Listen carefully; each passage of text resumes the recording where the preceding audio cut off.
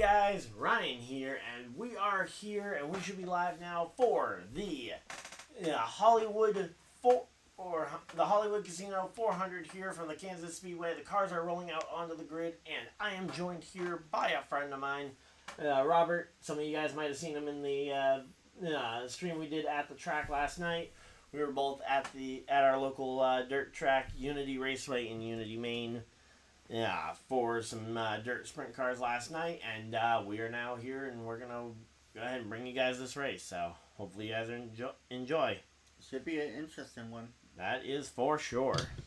Especially with Hamlin and Larson starting in 8th and 11th position. So yeah, those being your favorites for the championship right now. I my personal pick for the race is Tyler Reddick, so we'll have to wait and see where he's gonna crash. Hopefully not for 10 laps. Yeah, kylebusch up there in the third position. He's actually looking to try and extend his win streak. He has had a win every year going back 20 years. If he can win this year, that would make 20 years in a row with a win. And he is winless this year. Yeah, so there we go. And they've got the points on the screen. So yeah, Larson 39 points above. He is probably safe. Again, it's just a matter of trying to stay out of trouble here. And there we go. There's the starting grid. So Bell and Gibbs, Joe Gibbs Racing teammates on that front row. kylebusch and Tyler Reddick in row 2. Row 3, Joey Logano and William Byron. Blaney and Hamlin sharing row 4. Row 5, Briscoe and Suarez. A couple of dark horses in the playoff battle here, rounding out the top 10.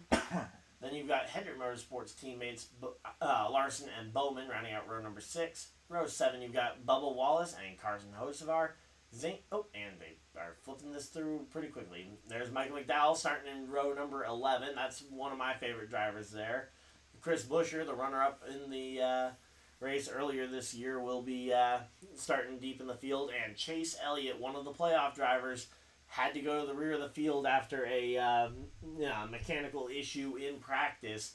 He did ultimately go out and turn a lap in qualifying, but that lap will not count as he had to change the motor between qualifying and the race. So there we go, and we are all set up and ready for this one. So thank you guys for joining in here. Let's see if Elliott can fight the back of the pack for one of the top positions. Yeah, and well, one of the names we didn't get to in the back there, Jimmy Johnson is actually in this race driving the number 84 Toyota Camry, and he is going to be back there too. Potentially someone for Elliott to follow around. Although Jimmy has not had the best of seasons the last couple of years, basically ever since he went to part-time racing. I think once they go part-time, they don't focus on it anymore. Well, you say that, but part-timer Eric Amarola ended up winning the race yesterday over in Kansas. Let's just hope we don't have another photo finish. That was crazy. You know what? I say all the better. I mean, let's go ahead and have another photo finish here. So there we go. Just double checking to make sure the audio is actually recording, because sometimes, okay, yeah, I got it all going. Because sometimes when I'm recording, I end up moving the audio to different tracks, but when I go live, it only live streams to track 1. Right. So here we go. Carl Edwards, one of my favorite driver of all time, driving the pace car, and he is getting ever so closer to making a return here. And here's one of the moves that he made years ago, the precursor to the Hail Melon move that we saw a couple years ago. Ultimately didn't prevail, didn't manage to pull off the win with that move, and Jimmy Johnson took the win, but I love seeing that finish replay again. But nice to see him actually out here and driving the pace car. Again, he's a former championship caliber driver, although never actually won the championship. Lost the 2011 championship on a tiebreaker back in 2011 to Tony Stewart. So there we go, and we are all set and ready for this one. All right, let's see. So, who you want to make a pick for who you think's gonna win this race? I think the top 2 will probably be Larson and Hamlin. I'm debating on which one's gonna actually be in there. Alright, well, we got a few more laps here as we get ready to go. So it's 80-85 laps and then the final 102 for the stages. Okay. I thought it was going to be like 80 and 80 on the first two stages. Yeah, they used to be like that. It used to be that almost every track, stage 1 and stage 2 were the same length, and then stage 3 was basically just the rest. Well, I think they figured do 80, then 85, then 102, less laps on the final one instead of doing 107. Yeah. Make it a little bit better. Yeah, you haven't seen what they do for the stage length at Phoenix. No, I don't. It goes like, I think they go like 45, 50 laps in stage 1, then the second and third stages are both like 150 laps each. And that will heat the engine real well. Yep. But here we go. So, again, Ty Gibbs eliminated from the playoffs last week at Bristol as we were down there in the Bristol Motor Speedway. Starts on the outside of the front row. Still looking for that first career win here for the young Ty Gibbs. Could today be the day? Let's just hope no cars bounce off the wall today. Yeah, and now here we go. Joey Logano, two-time Cup Series champion here, warming up his tires as he gets ready to go. He will roll off from the 5th position, and he has his teammate Ryan Blaney, who will start on his rear bumper in the 7th position there. Both of those drivers have 3 Cup championships combined between them. So that's a pretty good team, and in fact, they've won the last 2 championships, the 2022 and 2023 champions. And here we go, lights are off on the pace car, which means we will be going green this time. Green, green, green this time. But there are a lot of Toyotas here in the top, 4 Toyotas in the top 10. Definitely looks to be like it could be a Toyota race here.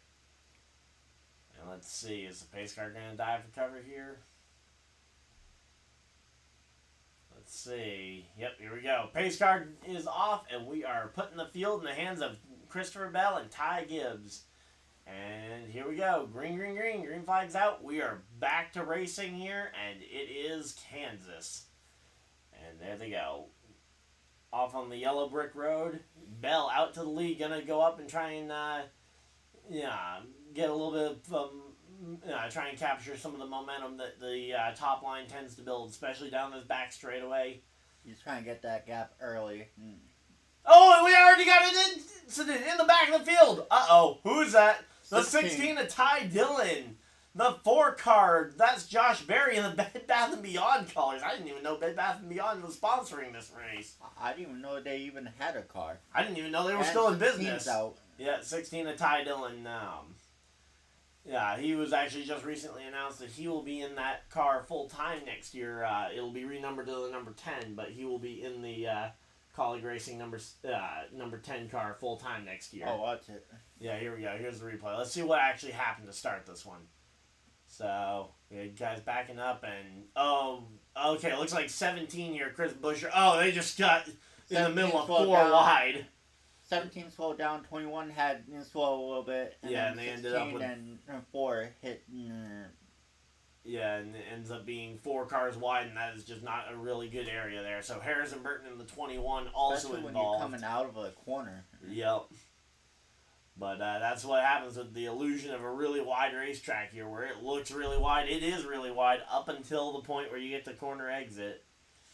And again, Harrison Burton also involved in that. Another one of those playoff drivers who was eliminated last week at Bristol Motor Speedway. 16 with a nice save on the car, at least. Yeah. And again, just seeing this one once again. Let's see if there's... Elliott also. Chase Elliott rubs up against the wall, but I think he mostly avoids it. Yeah, you avoided So here we go. He's the mint green car here on the top. Yeah, I've seen it. He avoided it. He rubbed the wall, but he didn't spin out. Yeah, but the question is just exactly how much damage. And yeah, he just barely avoids the 40. And it looks the like number 4 car coming. The green car also hit 16 as well.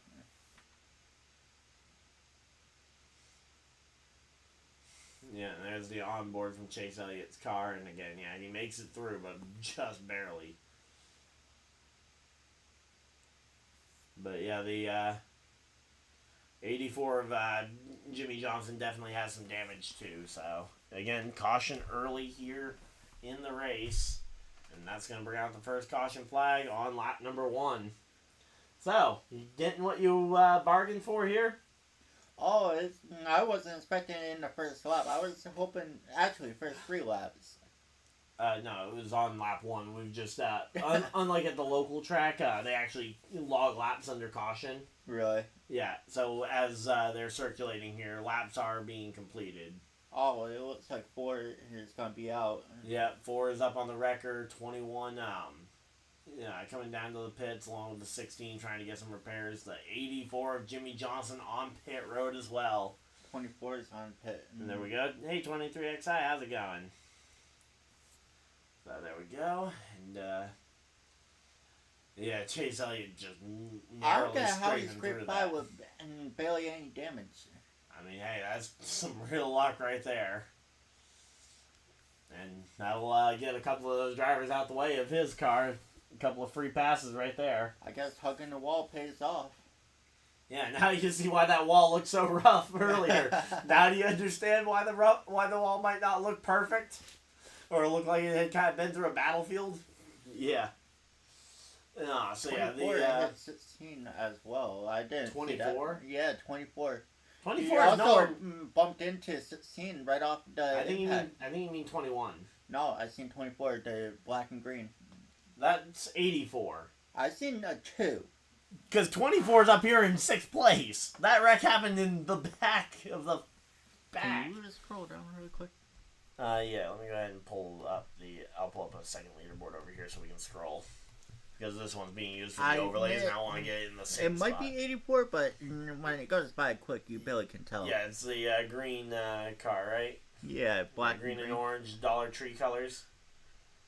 Black and green, pretty much. Alright, well, I can't get the leaderboard to cooperate, but we'll go ahead and go through the paint schemes real quick.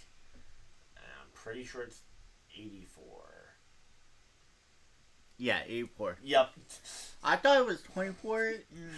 It happens. Yeah, so the 24, just to give you an idea, he's in the Valvoline colors here today, so that's what the 24 looks like. Okay. Definitely wasn't him. Well, thank God. Yep. Just bear with me, I can't see everything. Yep. Hey, these cars are going 180, 190 miles an hour. And it doesn't help with the replay at the weirdest rate and then the camera angle. Yep. Alright, let's get back to it. But, yeah, fitting time for Ty Dillon to go ahead and wreck the race car after just being announced yesterday as the new full-time driver for that team. That's if he even has a car still standing after this race. Yeah, well, that's why they have multiple race cars at the shop ready to go. But, yeah, so yeah, the Bed Bath & Beyond colors. I was surprised to see that one. I still can't believe they even have one. Yeah, so BetMGM on the number 8 for Kyle Busch. Oh, they got the G on the back fender. It looks so weird. It looks like a O almost. Yeah, where it kind of runs into the wheel well there. Yep. Some other big news on the day is that today marks the first race for the Justin Haley and Corey LaJoie ride swap. So Justin Haley will be driving the number 7 car for the remainder of this season, and he will get that ride for next year. Meanwhile, Corey LaJoie is going to be in the 51 for the remainder of this year, and he is essentially auditioning for that car for next year potentially. So again, nothing official as to whether or not Corey LaJoie will be in that car next year, but again, he's got essentially 7 races to prove that he should be in it. So that's the colors I'm looking for Mike McDowell in the Horizon Hobbies car. So there we go. Alright, they're coming back, and they're showing what happened. Yeah, they're showing the replay one more time here. And yeah, again, it's just I want to know what happened to the 17 to cause him to back up so far. Cause yeah, he got off the throttle really hard. That was a really weird hit from 84. Yeah, I will say I kind of wish that 84's number color was in white. That way you could actually tell what number it is. Yeah, that way it would be a lot more legible. But yeah, and when the caution comes out, they the way they set up the leaderboard and the running position is they go back to the last scoring loops. There's like 30 or so scoring loops around the racetrack, so whatever the last one that they all passed through was, that's where they're scored relative to the via the online or via the digital tracker. So that's how they set the leaders. Alright, so they're in 6 out of 80 so Yeah. far. And lights are off in the pace car. We will be going back racing this time. Very little is changed up in the front, although this time Joey Logano opts to go into the outside lane as he will be restarting in the outer lane. Let's see. Is his teammate Ryan Blaney? Yep, his teammate Ryan Blaney follows him up there as we go green, green, green. Green flag is out. We are back to racing. Not as good of a start this time for Christopher Bell, though. He doesn't jump out ahead of his teammate entering turn one the way he did the first time. And here we go. Joey Logano in that yellow car going all the way to the outside of 3 wide here as they go through 1 and 2. And they're starting to stack up once again here as the traffic's starting to flow. Gibbs took Bell. Yep, and there we go. The Bell and Gibbs are giving a good fight for yeah. the Oh, wow. They just nearly wrecked there. But yeah, here we go. Down to the bottom, and it is going to be Christopher Bell at the line that time. Only by 16 1/1000ths of a second, though, between those two as they cross the start Busch finish is in line. 4. Yeah, alright. If Gibbs is smart here, he's going to just fall in line behind his teammate here, and they'll get a Toyota 1-2-3 chain going.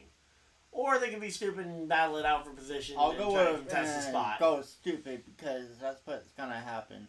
Yeah, but here we go, and yep, there we go. Ty Gibbs falls in line behind his teammate, and the two of them can try and drag this battle out and try and just dominate the front of the field with 3 Toyotas leading it.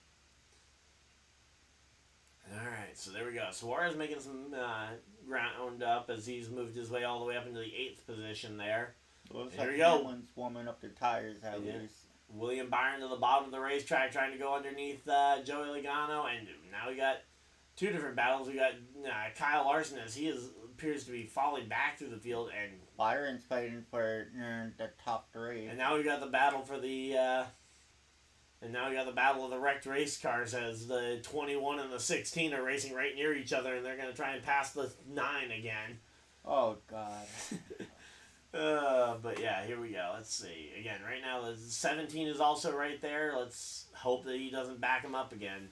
For that battle for the lead between the 20 and the 54. I don't anticipate that they're going to battle too hard here. Again, they're teammates and they've got 70 laps before points are even paid. So I think the two of them are going to very much take this one step at a time and just make sure that they get all 3 of their cars to the end of stage 1. So here we go. Again, on board here with Joey Logano as he's trying to pass Busch to try and get himself up into the top 5. Meanwhile, Kyle Busch is going to try and retake 4th place here from William Byron. Byron all the way at the top of the racetrack. Kyle Busch looking to the inside, going to try and throw a slide job on him, but not able to get there. Busch and Byron's gonna probably fight for that in a 4th position. Yeah, well, we'll have to wait and see, because the more they battle, the more Joey Logano is going to start building some runs and potentially make it 3 wide on them. And, of course, we just saw what happens if you get too many cars going wide through there. You got one person smacking into a wall or someone ends up stopping. Yep. But, yeah, as of right now, though, they were starting to just settle in the line here and getting ready to go for a long run potentially. Again, we've got almost we got 67 laps still left in this first stage, so it's a long way to go. Certainly nothing to scoff at here, and we got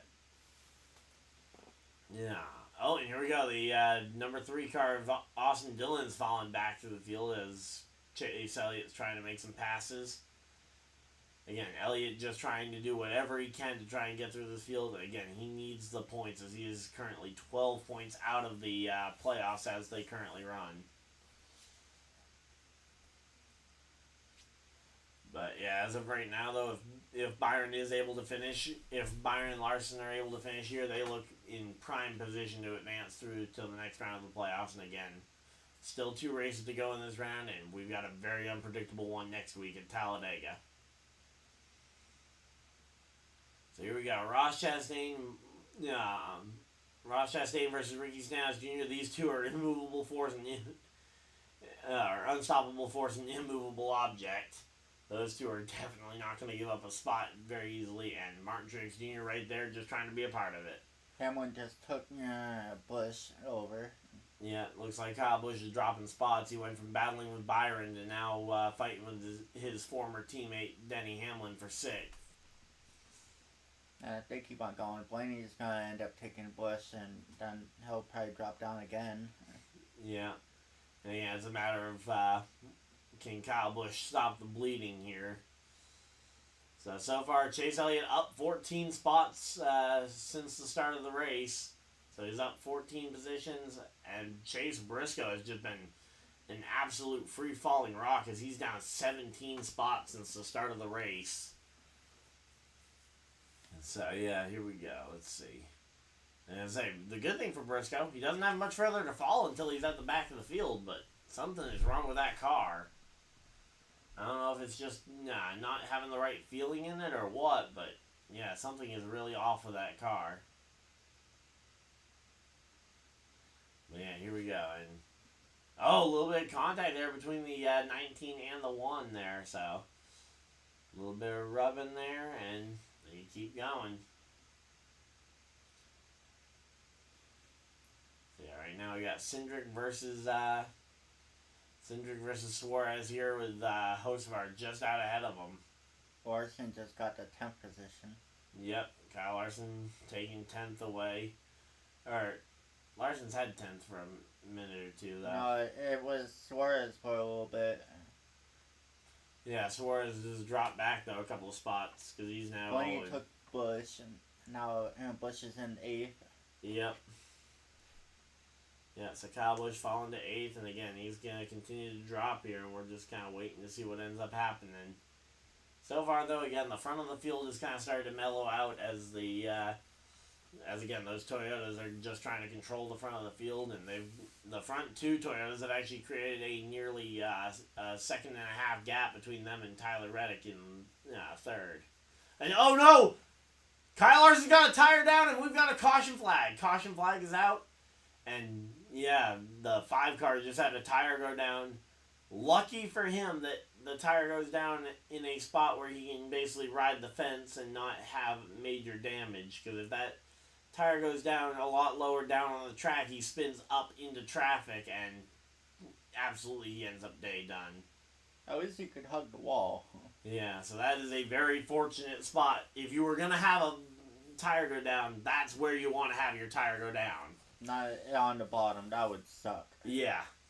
And that would have absolutely ended his day, and now he can try and fight back from this one once he gets a new tire on there. But, there we go. Thank you guys for everybody that is tuning into the live stream. If you guys are new here, of course, feel free to hit the like button and subscribe if you guys are new. We've been doing these streams for a little over a year and a half now, and we have no intention of stopping anytime soon. Well, you've been doing it for a year and a half. I'm just helping now. So. Yep. So, yeah, we've got... Is it 2 or 3 races next week? Let me go ahead and take a look at the schedule, because I don't remember what the schedule looks like for the trucks. I think they race next weekend. Let's see. If Hamlin can get to next week is a triple header at Talladega, so that'll be a fun trio of races. When's that one? Trucks are at 4:30 on Friday. Yeah, and then the Xfinity Series at 4 p.m. on Saturday, and then Cup races at 2 p.m. on Sunday. So I'll be racing to get home from work to get here on time for that one. We may be a little bit late for the Talladega Cup race, but we will be here. Probably missed like a little bit of the first stage, most likely. Yeah, and here we go. Larson coming down pit road. And again, we're going to be just waiting to see what's going to happen here. But again, the flat tire came at a very fortunate time for him, and he's able to get this one. And yeah, that's what happened to him a couple weeks ago at Atlanta. Just seeing that on board there, yeah. And you can see the fire right in the engine bay. Yeah, and then he got run into by Chase Briscoe as well, so the back end of the car ends up crumpled up too. Luckily, you made it okay. Yeah, and again, that was only 4 weeks ago today, and now he's got a flat tire, and he's gonna be fighting from behind here. So he gets his 4 tires, and we're about to see pit road open, and we're about to see some 4-tire pit stops here. And Christopher Bell leads the entire field on the pit road. No exceptions. Everybody's coming down for 4 fresh tires. Gonna get set up with a set of tires to try and go to the end of this stage, probably. So here we go. Logano getting his set of tires here. And let's see. Logano away with the wow, that tires. was really close to the pit person's ass. Yep. Yeah, they can get closer if you want. Oh, if I was that, I would be like, I don't want to have a bruise on there, thank you. Yeah, so here we go. Tyler Reddick gonna beat Logano off the pits, and Christopher Bell holds serve at the lead of the field, so no change inside the top 5. Oh, wait, no, sorry, 1 change inside the top 5. Joey Logano passed Byron on pit road. Michael McDowell, with only taking 2 tires, gains 15 spots here on pit road. There we go. Michael McDowell making some moves, trying to gain some spots. Let's just hope the gamble pays off there. And now we're on a commercial break. Yep, so let's go ahead and take a look at some football games. That sounding like a fun way to go? I can pull up the scores right here for you. That way I'm not looking at my phone half the Yep. time. Nope. Alright, there we go. So, so we'll just go down the list. So, the Panthers and Bengals game, the Bengals have a 31-21 lead over the Panthers as they are ending the third quarter right now. That's a much higher scoring game, I think, than either one of us thought yesterday. I think I said 35 for that one. Yeah, but what did you say for the Panthers score? Didn't you say like 35-10 or something? Yeah, I believe so. Yeah, so the Panthers scored more than you thought.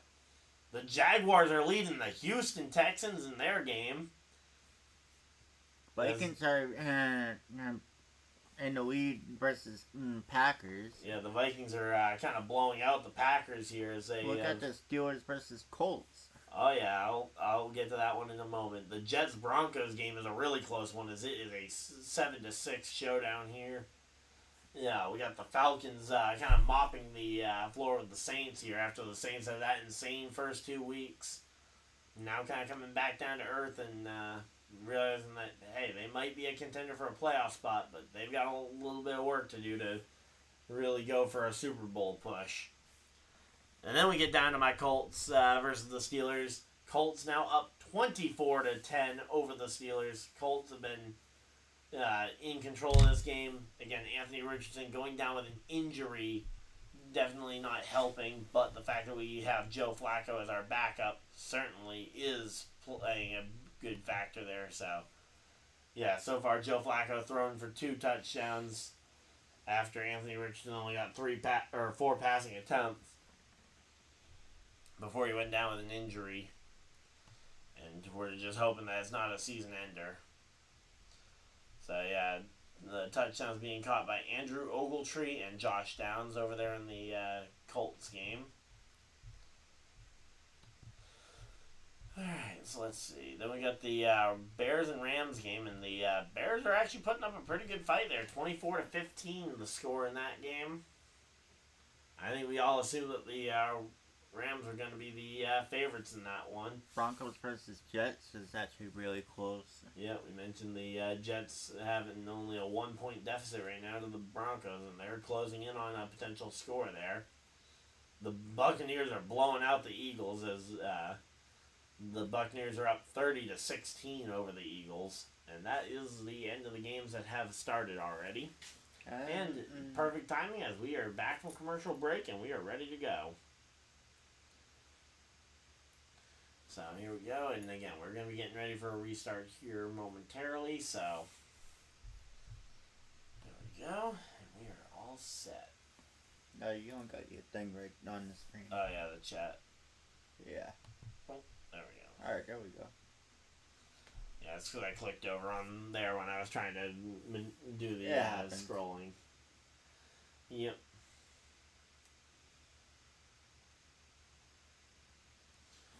Alright, so there we go.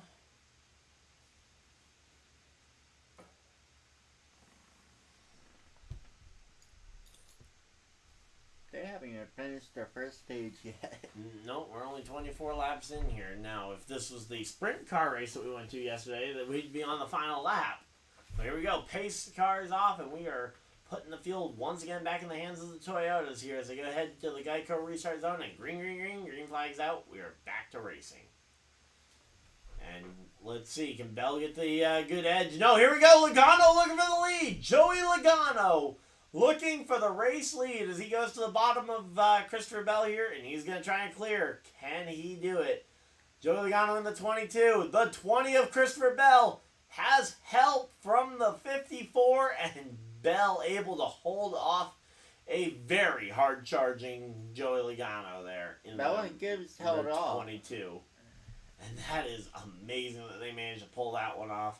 Meanwhile, Kyle Busch now stuck back in the middle of the pack here as they are moving around left and right here. And again, it is a very cluttered middle of the pack here for Kyle. Trying to make some leeway. Yeah. So yeah, right now though, there's a lot of drivers kind of shuffling for position because they know this is the opportunity to try and gain some spots before they all go single file. So this is your opportunity for the most amount of gain. But yeah, right now though, Tyler Reddick not being up in that top three is going to potentially hurt the Toyota's ability to just run away from the field. Although he wasn't exactly super relevant on the last run, he just kind of quietly ran in third place the entire run. But yeah, look at Kyle Larson. After that tire going down, he was over 30 points to the good.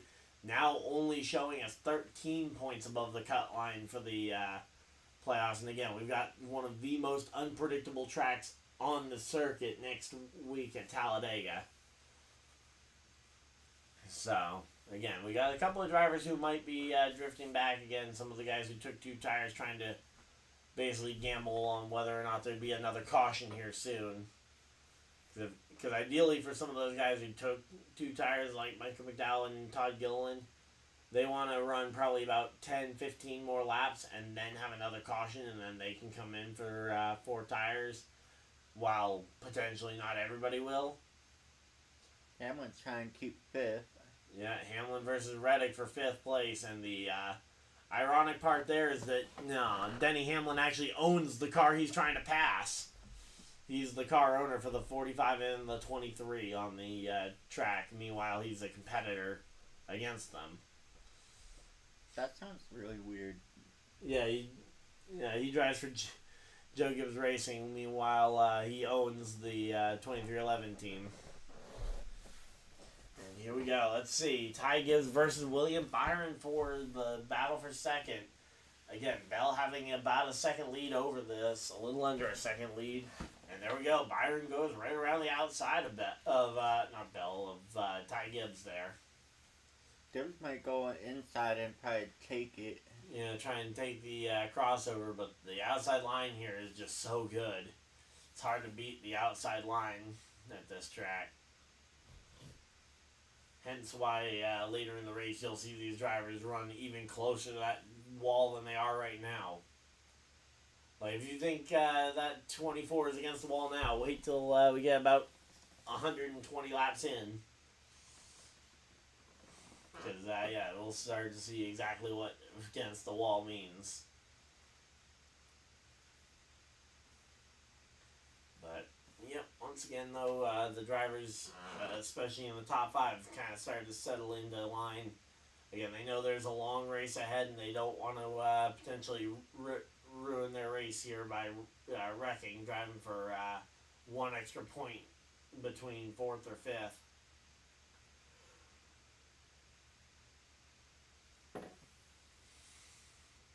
But yeah, as of right now, though, Alex Bowman trying to pull away from Ryan Blaney there. Again, those drivers also fighting for points. Bowman only 6 points above the cut line as they currently run. Meanwhile, Ryan Blaney, he's got a little bit of a cushion, but you can always have more of a cushion if you aren't leading the race. So here we go. Alright, let's see. So yeah, there we go.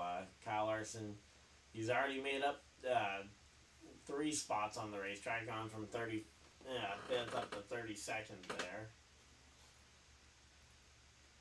Reddick and Hamlin keeps on going back and forth for 5th. Yep.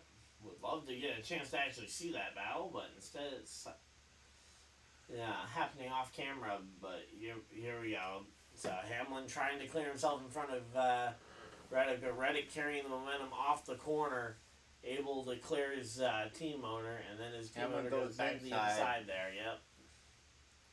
Hamlin goes to the inside, gonna hang the... that momentum right off the corner helps Reddick. Yeah, especially the momentum right up against the wall here. Yeah, if he wasn't up against the wall, I think Hamlin would have took him. Yeah. But yeah, so the benefit to being up there, by the way, is the fact that you can stay on the throttle longer and get back to the throttle sooner if you do end up having to lift. But there is the potential that you just don't even have to lift up there versus having to lift off the gas on the bottom to try and actually make the corner. But yeah, at least these guys have brakes, unlike that sprint car last night. Oh, that was nasty. Like, I did not expect it to do somersaults. Alright, so yeah, right now though, again, Byron's kind of settling into that second position, but he's almost 2 seconds behind Bell now. And he is losing ground to Bell, so I think right now Byron might just be happy to sit in second place and just hold off Ty Gibbs there. Gibbs might be on Byron's tail, so...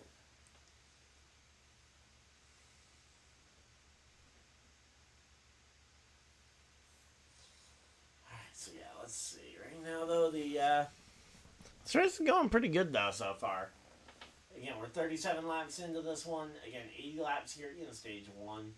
Well, 37 out of 2 cautions. Yeah, 2 cautions so far.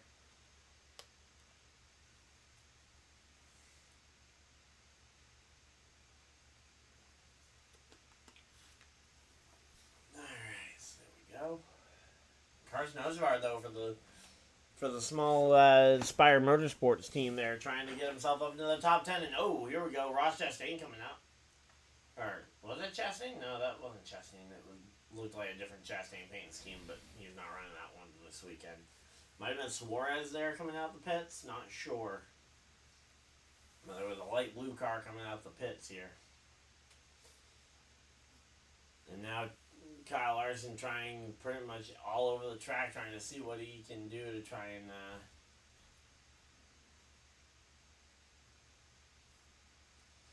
so yeah, here we go. Let's see. I think we're about to see what happened. Yep, there we go. Car right against the fence. Who is it though? We're up for a good distance. Oh, it's the 43 of Jones. Yeah, the 43 of Jones gets into the fence, and yeah, he scrapes the wall, and we go to another commercial break here. Meanwhile, there is green flag action going on, and we are just waiting to see if William Byron's going to be able to run down Christopher Bell. Alright, so in the meantime, let's Just go. an interesting first stage. Yeah, interesting first stage. Quickly take a look at the NFL scores, see if there's any scoring updates. Not really. Nothing new? Nope, doesn't look like much new.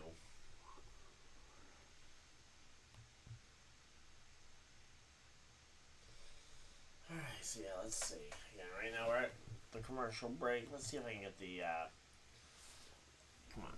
Getting a second leaderboard should not be too tough. Yep, there we go. Getting the second leaderboard so we can scroll up and down. Kyle Busch stuck back in the 17th position along with Suarez. The drivers off the lead lap include Eric Jones, Harrison Burton, Jimmy Johnson, and Josh Berry, the only driver so far out the race. Former NASCAR Cup Series driver J.J. Yaley is hanging on to the lead lap in the NY racing car in the number 44.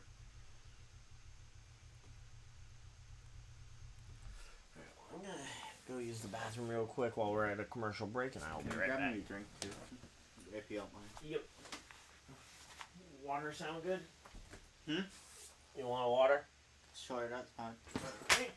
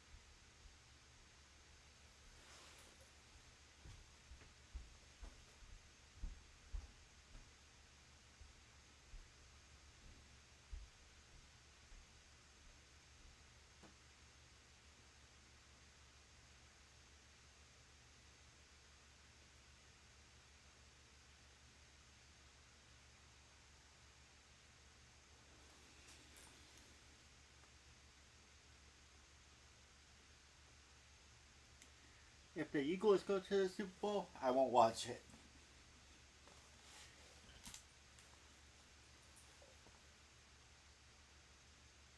I don't even think they would go.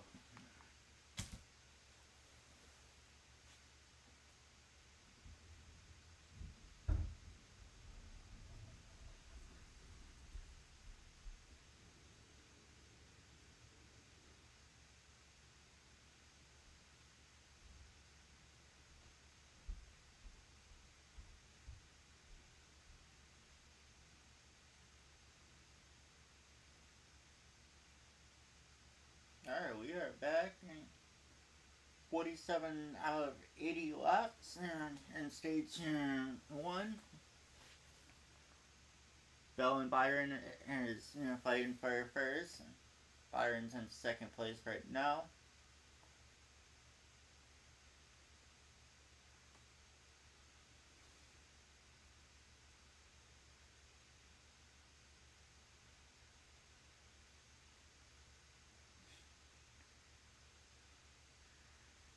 Yeah, that happens when you are a Birds fan.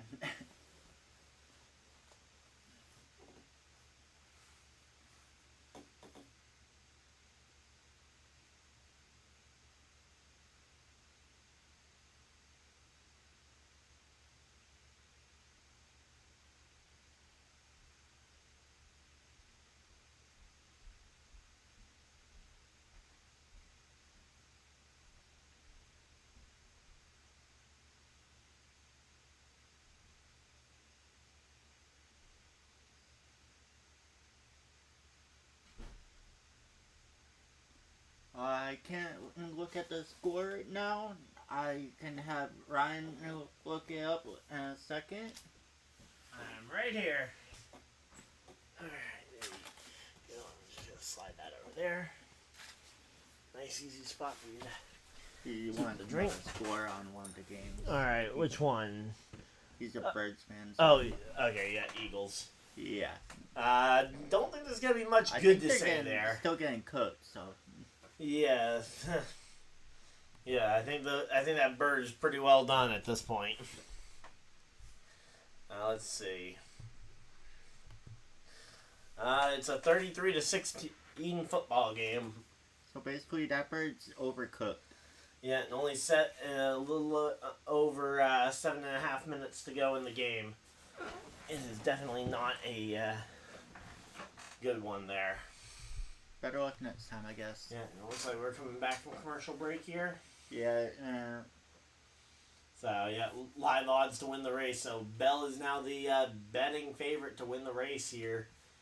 Hamlin second, Byron the third favorite to win the race. Kyle Larson's odds have dropped significantly, along with Kyle Busch's odds, who is now in the plus 1,700 on the odds to win the race. And Bowman's in 9th.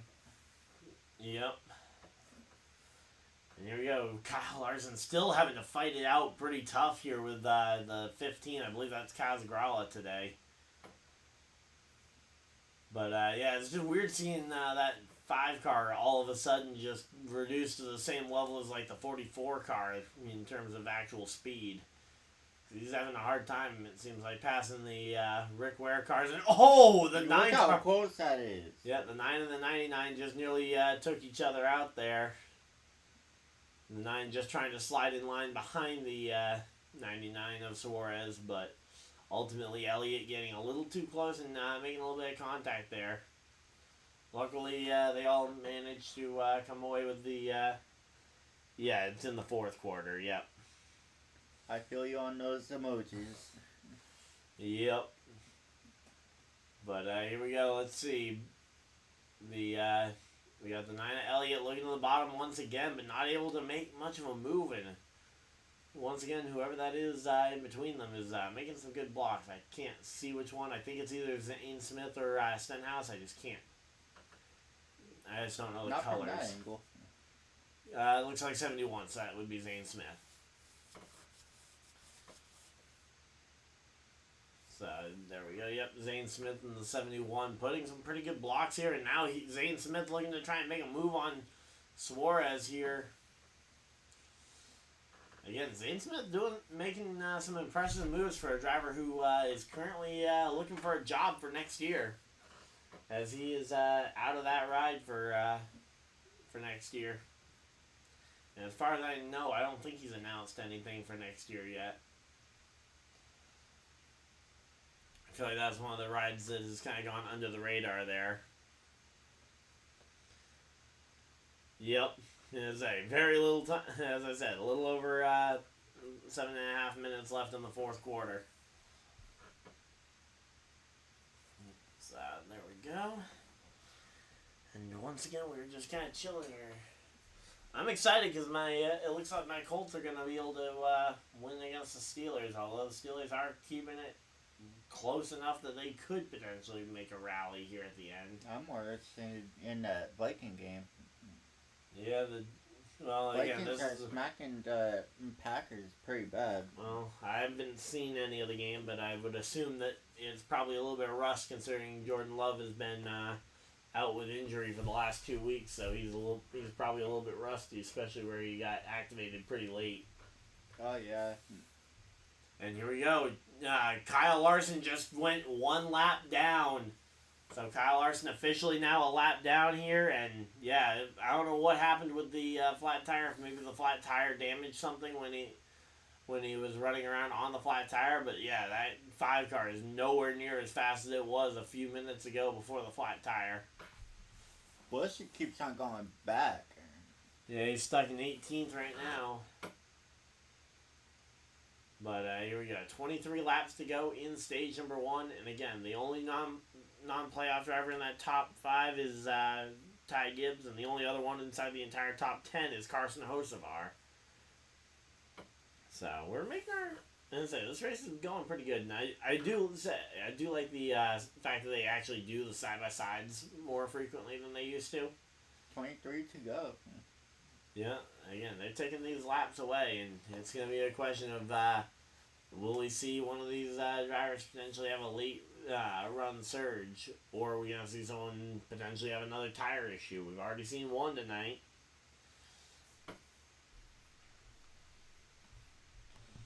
Certainly not the first, or certainly won't be the last tire issue, I don't think, throughout the night.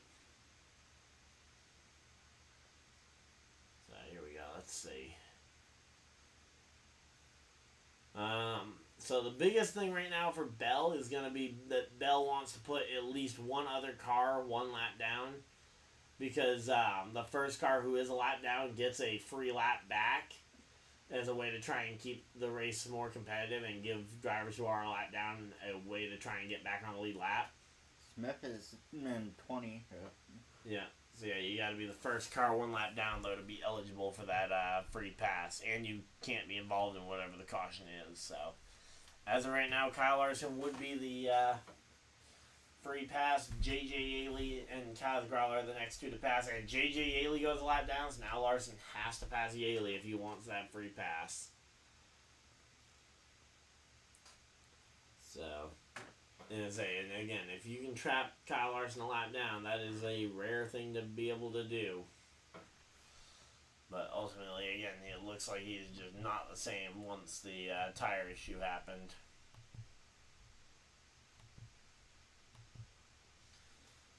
Alright, there we go. And yeah, they're showing off some highlights from Atlanta in the summer earlier this year, and yep, there's the Watkins Glen crash that we saw 2 weeks ago. And Kyle Larson sweeping Bristol. And again, we've got a pretty good set of races here in this round. We got Kansas here, one of the best mile and a halfs on the circuit. Talladega next week, one of the most insane races most of us have ever seen. And then we go to the Charlotte Road Course, which is a really interesting road course at the Roval.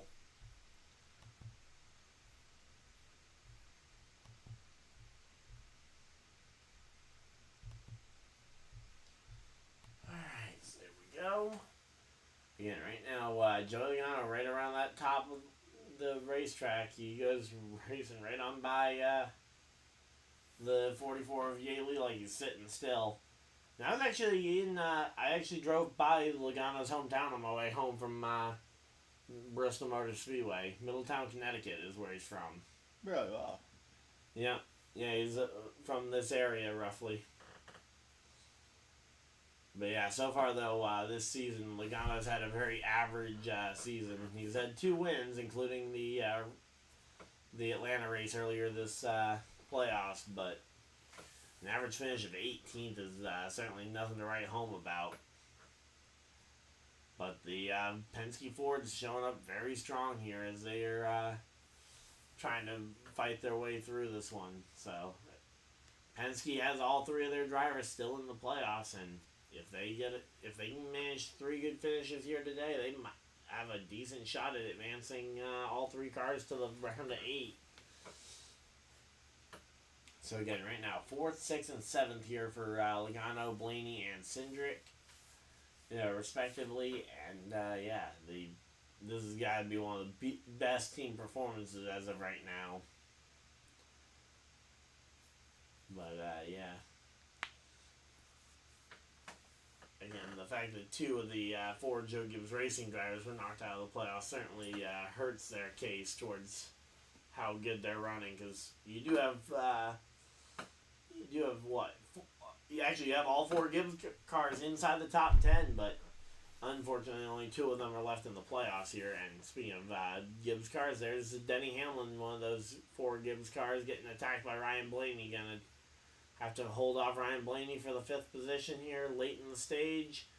Again, 14 laps to go here in stage number 1. If Blaney can hold that 3rd position, he would be set. If Blaney can actually take Reddick, he would be in the top 3, which I didn't think he was going to actually get close to it. If Blaney can take Reddick? Yeah, because Reddick's an 8th. No, from what I was looking up. Reddick's an 8th. Yeah, they just updated it. When I was looking at it, you might have been looking at the points. You were probably looking at the playoff points as they run. No, I wasn't looking. Because when Blaney's behind Hamlin, he's trailing Reddick for third in the point standings. Hamlin and Blaney's right near each other. Wow. Yeah. Yeah. Blaney just passed Hamlin there for 5th, and now he's going to be trying to set sail to see if he can get close to Logano here. Again, 12 laps to go, not a lot of time. But here we go. The battle for the lead. They can now. It's within a straightaway. You can actually see the gap. About a half-second difference here. Bell versus Byron. Byron's trying No to lap close that cars gap. between them, and they're going to try and do it. Question is there any other lap traffic that Bell is going to potentially catch here before the... Gibbs is trying to catch Byron. but here we go. Joey Logano looking to the inside of Gibbs. That's going to hurt Gibbs' momentum to try and catch Byron here. Oh, Joey like Logano, yeah, going and getting that side draft on him. Packs the air on the spoiler there. And just rockets right on by him. No real contest there for Gibbs. And again, right now these drivers are doing pretty good here for the actually keeping this thing green. We've actually been green flagged for a decent chunk now that we got the wrecks out of the system early. 10 to go. Yeah, 10 laps to go. And again, right now, Byron is closing in on the back bumper of Bell, and it is going to make it even easier.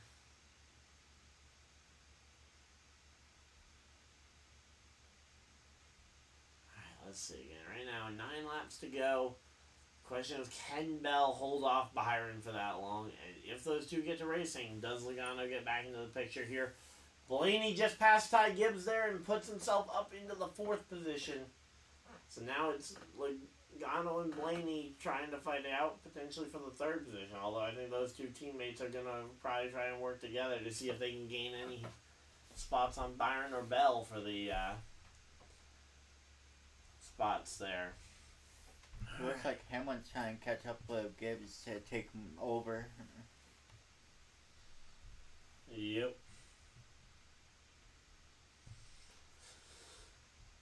Yeah, Hamlin. Oh, Byron took Bell.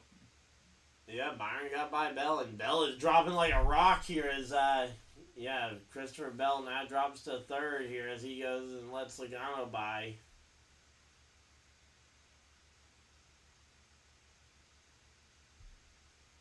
Alright, so yeah, right now though,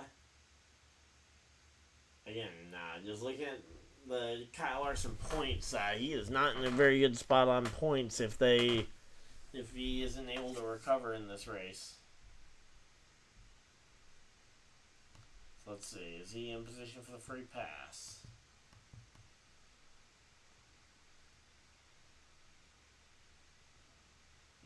No, he is not. He's got 3 cars to pass right now if he wants to be the free pass, so that's going to be hard for Larson here. 7 laps to go, and again, right now, William Byron is your race leader. Joey Logano 2nd. Bell's in 4. Yep. But he's got 2 teammates right behind him in the 52 of Gibbs and the 11 of Hamlin. And there we go. Hamlin on Gibbs, battling it out for position.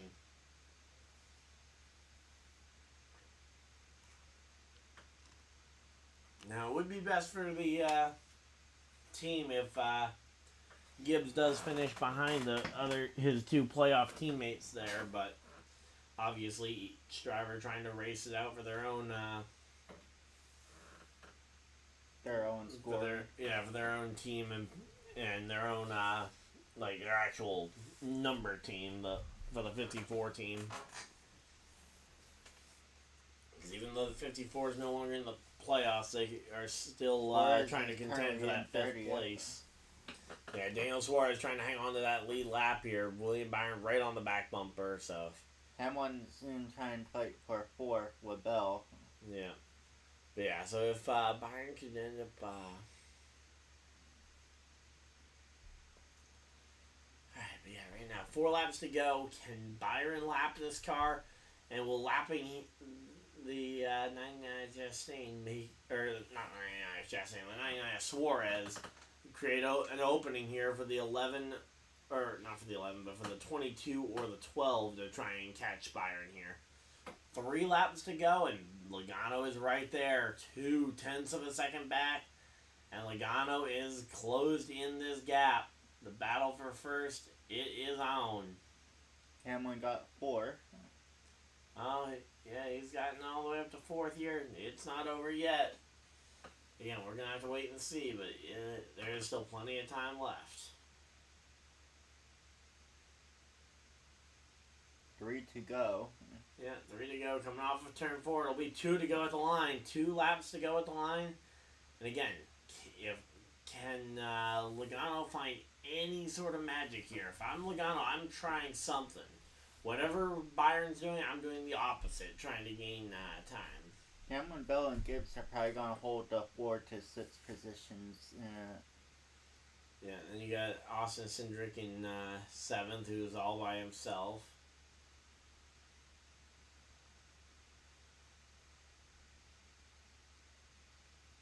Looks like Hamlin's trying to catch up with Blaney. Yeah, I just don't think he's got enough time as they take the white flag here. White flag in the stage. Last lap of stage number 1 here. Blaney looked like he might want to try and pass Logano here. Meanwhile, Logano has lost any shot at trying to pass Byron for the lead. Yeah, way too far back right now. Byron and from Larson. See, right now, though, here we go. Off turn 4, it's going to be William Byron, Joey Logano, Ryan Blaney, your top 3 as they come across the line. Hamlin 4th. 5th will be Christopher Bell.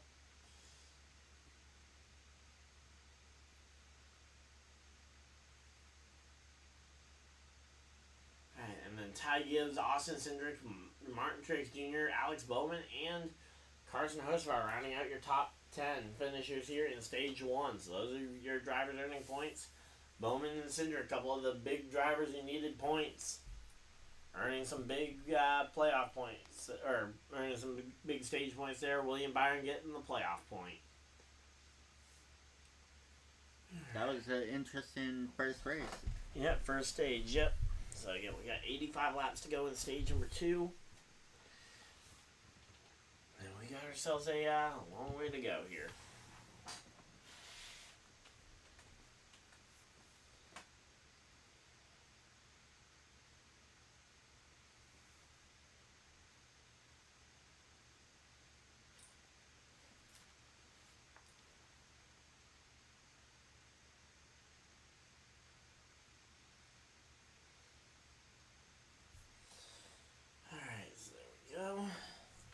Once again, we are under caution flag, which means as we're getting close to the 4 o'clock slate of games, we will be getting ready for the game you're interested in watching for this half. The Patriots versus 49ers game. I wonder what... Yeah, the Packers have actually closed it in to within 9 points. Not enough to make it a one-score game, but still in time. The Colts versus Steelers going? The Steelers have closed it into a 3-point game and they are looking like they're going to be driving it down the field. They are at the 2-minute warning. The Eagles-Buccaneers game goes final. That is a 33-16 final score there in Tampa Bay as the Buccaneers put away the Eagles. Similarly, the Bears game just went final as well as the Bears put away the Rams 24-18. So those are the first 2 games to meet their conclusion here. The Steelers and Colts are at the 2-minute warning. Yep. And it looks like the Falcons are about to beat the Saints. They have 2 seconds left on the game clock, and the Saints are down by 2. The Jets and Broncos are at their 2-minute warning, and they have had a 10-9 game. What game are they playing? Ping pong? Where they got a score like that? I want to say tennis. Yep. But, and then the Texans are trailing in the final minute of the football game over there against the Jaguars. That game is not in our area, so we can't put it on. Jaguars are only up by 3 points. Jags are only up by 3 points. Yeah, I mean, I think we all thought they were going to lose. Yeah, we was predicting that the Texans were going to beat the Jags. Yeah. But they still got a minute to make a play at least. Yeah, they got a minute to try and get something done, but that is not a lot of time.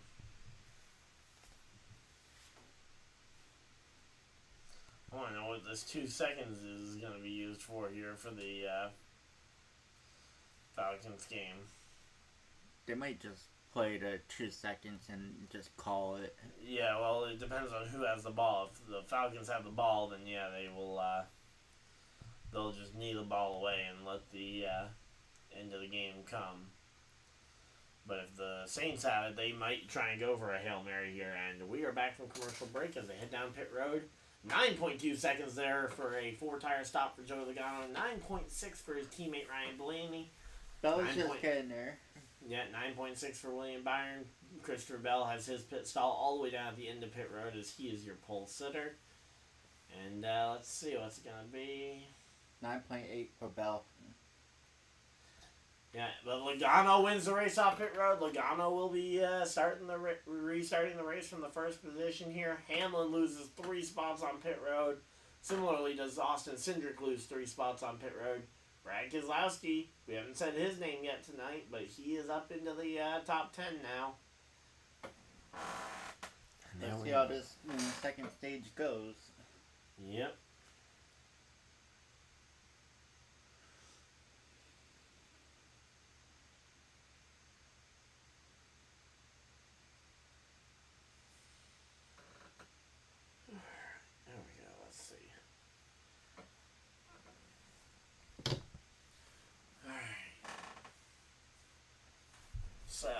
So far, 80 laps in, you've watched your first stage.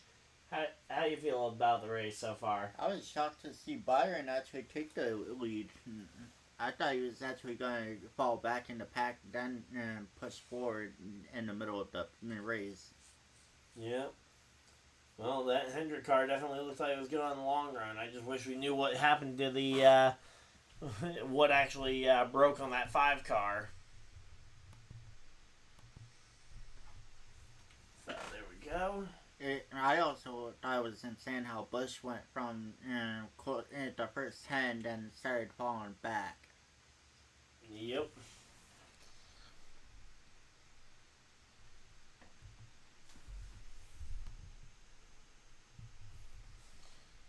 Alright, there we go.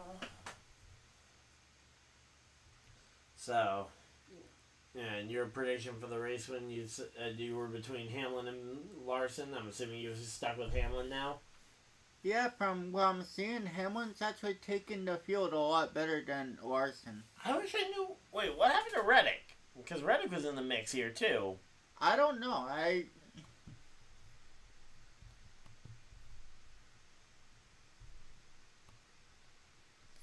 Let's see.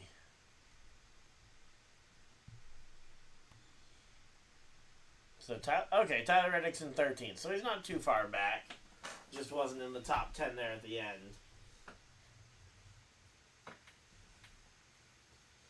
Alright, there we go.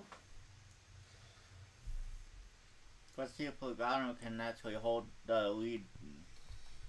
Yep, and I'm going to go ahead and do a quick in-race poll, mid-second stage poll here. Name me 4 drivers from that top 10. Top 10? Just random ones? Yeah. Alright, we'll go Gibbs, Hamlin, Blaney, and 4th one, we'll go with this one right here, in 6th place. Okay. So, I can't pronounce this, I figured plenty out. So, Ty Gibbs, you said Denny Hamlin? Yeah. What was the other one? I know you said 6th place, and who was the third name that you mentioned, though? You said Blaney. Okay, you said Blaney, okay. Yeah. Ryan Blaney. And Martin Truex Jr. So there we go. I just randomly picked, so. Yep. So there we go, and we'll go ahead and put it in the chat, see who the chat thinks is going to finish highest of those 4. Do that so we can see, but I will have the results on the poll over here. It'll be interesting to see what you guys think. Yep.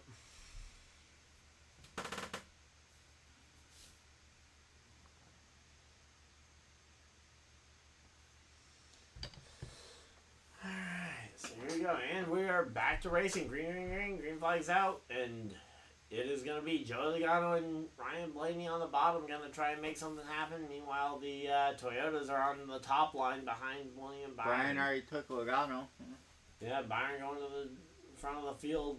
Now it's going to be Logano trying to... Oh, Logano tries to shut the door on Bell, but Bell able to rocket on through. Oh, Logano got overtaken by Bell. Yep. And there we go. Now Logano going to try and get up in front of Ty Gibbs as Ty Gibbs tries to take the spot as well. Logano trying to just stop the bleeding. Doesn't want to fall any further back than he has to, as he quite likes being at the front. And here we go. Kyle Busch making his way back towards the top 10 here.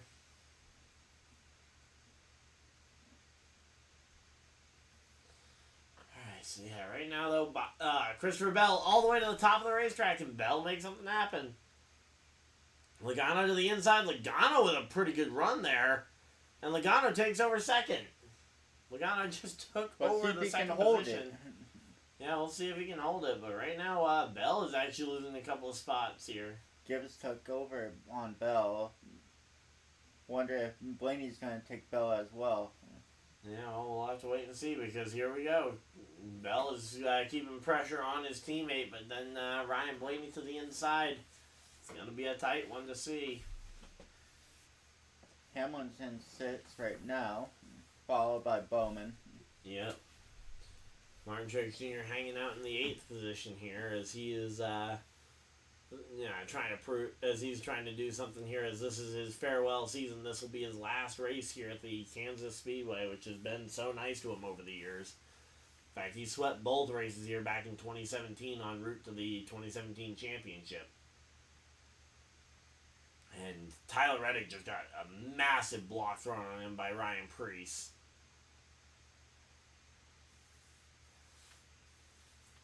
Busch is in 11th. Yeah, Kyle Busch rising his way up towards the 11th position there. And Elliott made some headway. Yeah, Reddick goes right to the wall, and he is going to try and start to run down the leaders.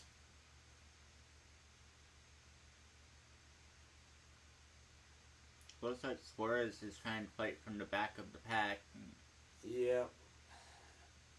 And again, Larson getting stuck a lot down there at the end of the stage. That's going to be a very impactful thing here, as he's going to end up ultimately being so far off the pace that he's now going to have to try and, again, he needs a very well-timed caution here.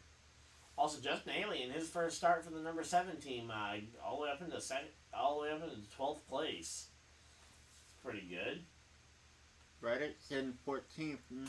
Yeah, Tyler Reddick all the way up to 14th, as he's, again, been battling it out with Ryan Preece, who's been throwing just some big blocks on him.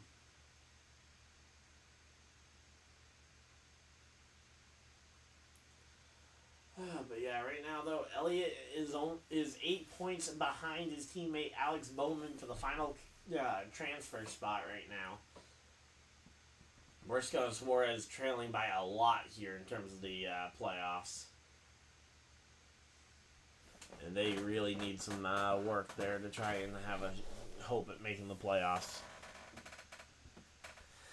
Alright, thank you guys for everybody that has tuned in for the live stream. If you guys Cameron just took Bell in 4-4. Yep.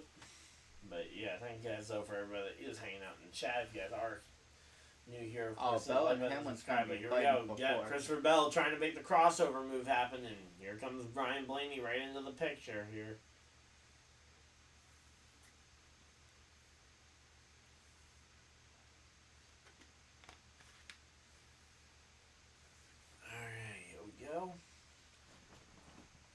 And again, right now the 77 of Cars Nosvar, he's a NASCAR Cup Series rookie this year, trying to hold off a veteran, literal NASCAR Cup Series champion here on the field. Which, I mean, that's got to be something that helps Cars Nosvar's confidence.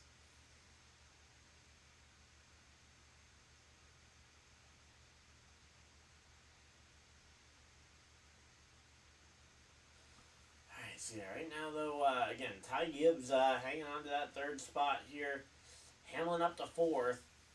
And Christopher Bell battling it out with Bell fighting it out with Blaney here for the fifth position. And here we go. Kyle Busch marching his way back up towards the front of the field as well.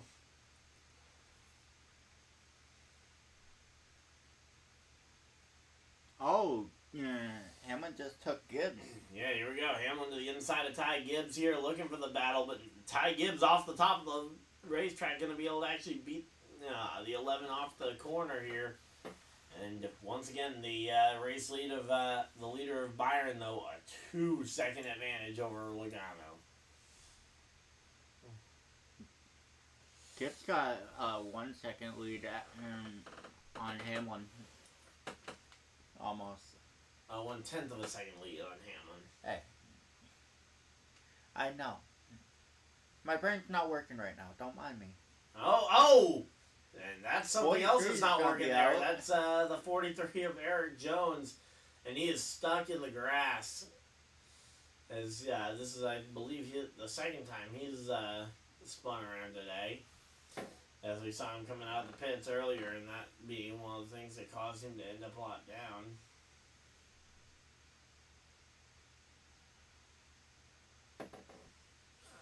But yeah, as of right now, though, again, 18 laps into this into the second stage, and already in a bit of an issue there. What's the poll at? It's 50-50 split between Blaney and Hamlin. Alright, I'm assuming a couple more of these games have gone finals. Let's go ahead and take a look at some of these here while we take a quick look at the replay here to see what happens. He just lost it all on his own. No idea what happened. Tires. Yeah, he could have had a front tire go down, but that would be really early in the run for a tire to have gone down. We're only 18 laps into this run. He didn't change it on the first stage. No, he pitted with everybody else for tires at the end of stage 1. So here we go. The Falcons secure the 2-point win over the Saints. The Texans beat the Jaguars on a last-second touchdown. There we go. Let's go ahead and see what the who scored the final touchdown there.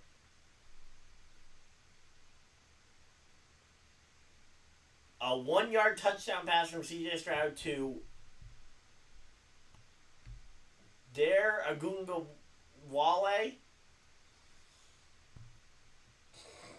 I never see that one ever get the ball.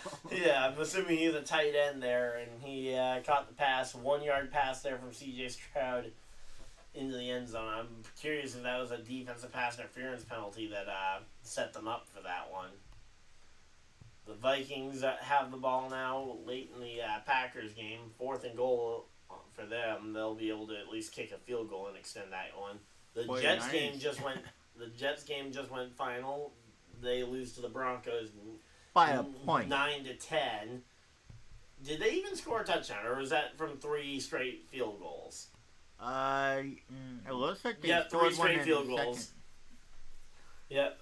Greg Zuerlein, a 23-yarder, a 35-yarder, and a 40-yard field goal for Greg Zuerlein there.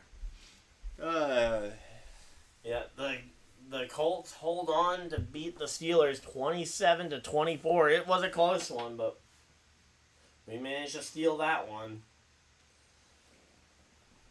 All pun intended. And the all the other games the only game still going on is the Vikings-Packers game, and then the Patriots-Niners game is kicked off, and the Cardinals are actually already up 7-0 over the Commanders in their game, as we were a few minutes away from both the Chargers and Raiders games starting. But that's a quick NFL update while we are under caution here. 20 laps into stage 2 at the Hollywood Casino 400 here from the Kansas Speedway. We are now 100 laps down on the day, 167 to go. Oh, 166 now. Yeah. Unfortunately. Yeah, depending on how you're counting them. I just go by whatever's on the screen. Yeah, but that the 101 there means that they've started lap 101, and they have to complete lap 101 for it to be 166 to go. Mm. So here we go, Kyle Larson. It's been a while since I watched the races. Yeah, so here we go, Kyle Larson getting his tires, and I think they're gonna. No, they're not gonna take an extra second to go ahead and look at the car to see what's wrong.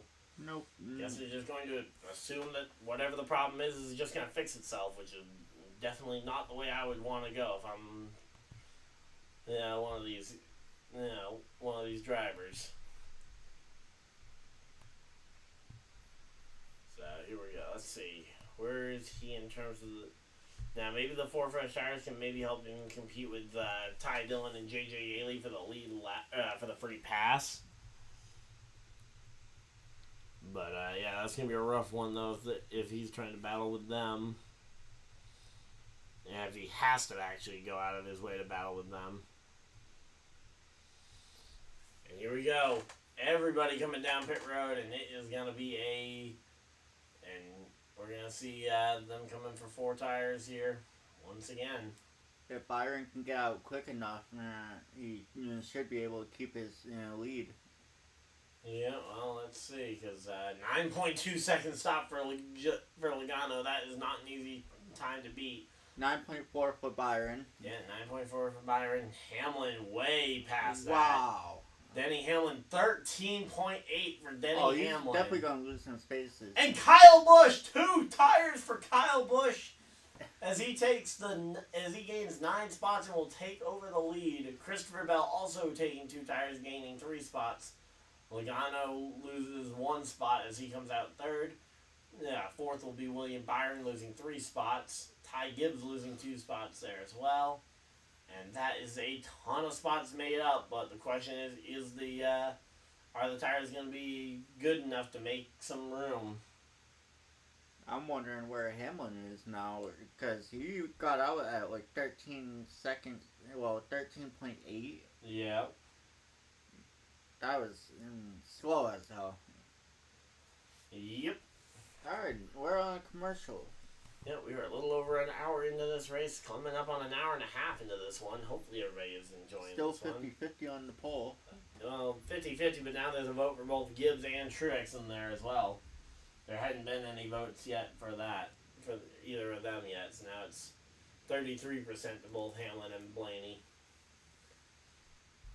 on the poll there. And the Commanders rallied back to score against the Cardinals, so that game looking like a bit of a shootout there as both teams get a touchdown early. Who's the quarterback for Cardinals this game? Kyler Murray. He's pretty good with the long passing. Yep, and then Brian Robinson Jr. on the touchdown there for the Commanders.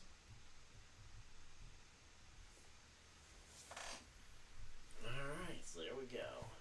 He's also a really mobile quarterback, and that's kind of his biggest strength, is the fact that he can move around inside that pocket. Like, the ability to move around inside that pocket is one of the most important things for a quarterback.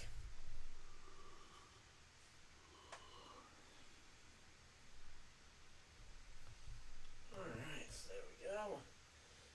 Checking everything out, and we should be good. You want to pull the chat again? Yep. Yeah, there's no new messages there, but... I know, I just want to be able to see. Yep. Alright, also let me know if you guys like the new kind of top leaderboard. Definitely something that that we can definitely work on throughout. Try and get it a little bit better. I know it doesn't have the relative times that I usually like to have on there. But we got all 10 drivers, and this is, I think, one of the better looking leaderboards I've been able to get. For the, certainly for a horizontal format at the top of the screen. Here we go. Now that they've paced around for a couple of laps to work things out, They're going to go ahead and highlight this really slow pit stop here for the 11. Let's go ahead and see where he is in terms of the positioning on the racetrack. He will restart in about 15th. So not too bad, actually. He's only restarting in 15th. Certainly could have been worse considering how far off the race pace he went.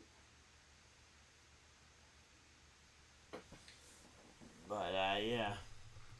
Just looking down through the field, though, again, these, five of the 12 playoff drivers are inside the top 10. I think Hamlin should be able to fight the pack to get into the top 10 again.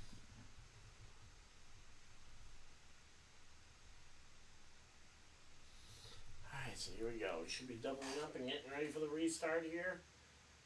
So Busch is in first. Wow. Yeah, Kyle Busch and Bell both on 2 tires taking the lead. We'll have to wait and see if the 2 tires are able to hold off. But just hope Busch doesn't go back like he did in the first stage. Yep. Well, and again, 2 tires versus 4, it is the question as to how good it will be. But here we go. Pace car's off. Field in the hands of Kyle Busch and Christopher Bell. Green, green, green. Green flag's out. And we are racing. And both of the 2-time champions in the field are lined up nose to tail here. Joey Logano and Kyle Busch. Joey Logano trying to get a gap. Yeah, he's going to try and get out. And if he can potentially block both lanes, that'll allow him to kind of control the speed of the race.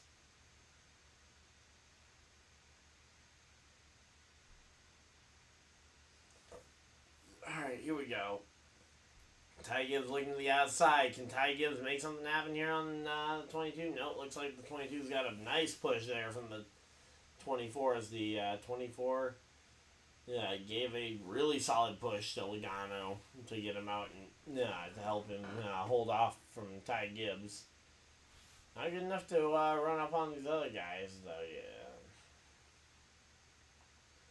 But right now, again, Bell just took Busch. Bell taking the spot here from Kyle Busch. Kyle Busch on the outside trying to take it back here.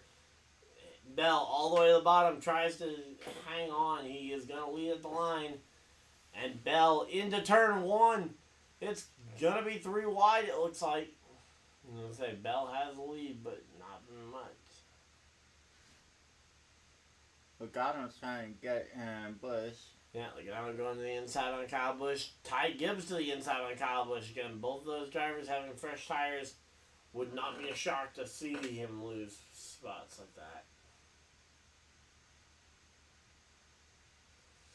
Alright, so right now 28 laps into this second stage here. 85 laps total.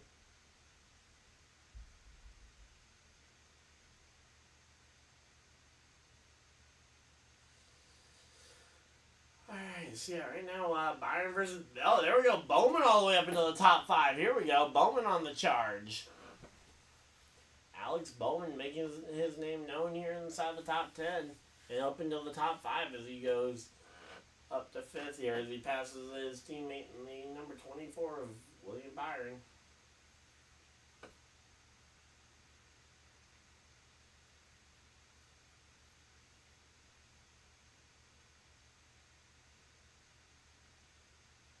Busch is in 3rd. Yep. Yeah, Kyle Busch trying to nurse these 2 tires back to the Gibbs next is trying to catch Busch. Here.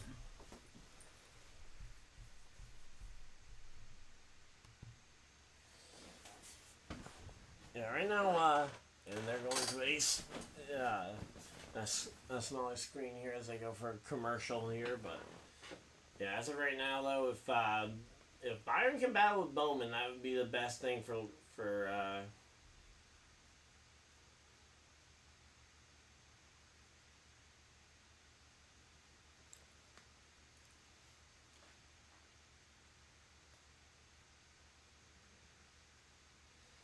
Alright, so here we go. Let's see. Blaney versus Byron here. Blaney trying to take 6th place away. And I say, not a lot of room left to try and make something happen here if you're Blaney or if you're Byron, because you're getting run over from behind basically as you're trying to wait and size up your opponent.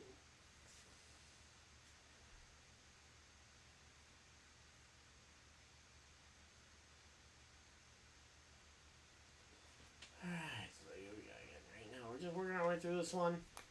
It's been a pretty good race so far, though. Bell hanging on to about a 1 second lead here over Logano, and again, right now, Ty Gibbs, Kyle Busch. Oh, here we go. Byron with a big run from, I don't know if he got pushed by Blaney or what. But Byron just overtook Busch. yeah, I know. Bowman took Busch too. Wow. Busch is just keep on fighting.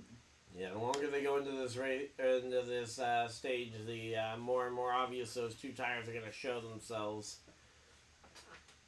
The big question is, because he was, he was in, like, 11th place when he made the decision to come to pit road like that? Yeah, he was, like, 11 for 12. Yeah, so you want, so ultimately, I think that this strategy call is ultimately a win as long as he stays above that.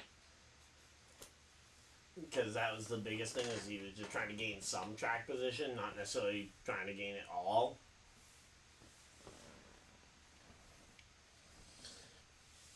Alright, so there we go.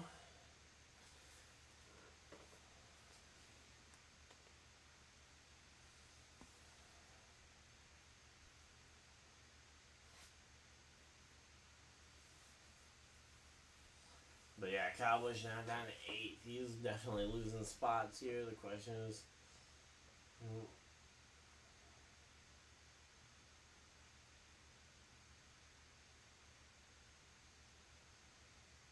there we go. Again, right now we're just kind of waiting to see what's going to end up happening here. But the 48 of Alex Bowman just hanging on here, hanging on to the.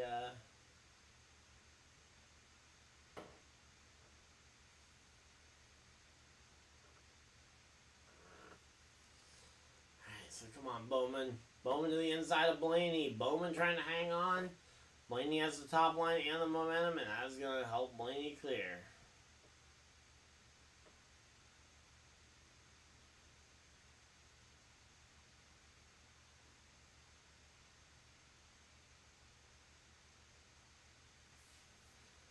Alright, so here we go again. Right now, Hamlin trying to make it work here up the middle of the racetrack.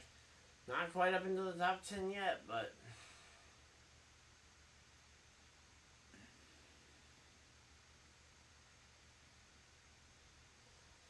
alright, so yeah, right now though, the leader of the race is Christopher Bell.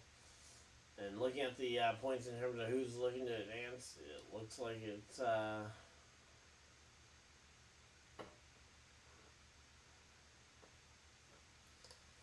so they're gonna be going to commercial break, and once again, they're highlighting some of Denny Hamlin's wins throughout the season.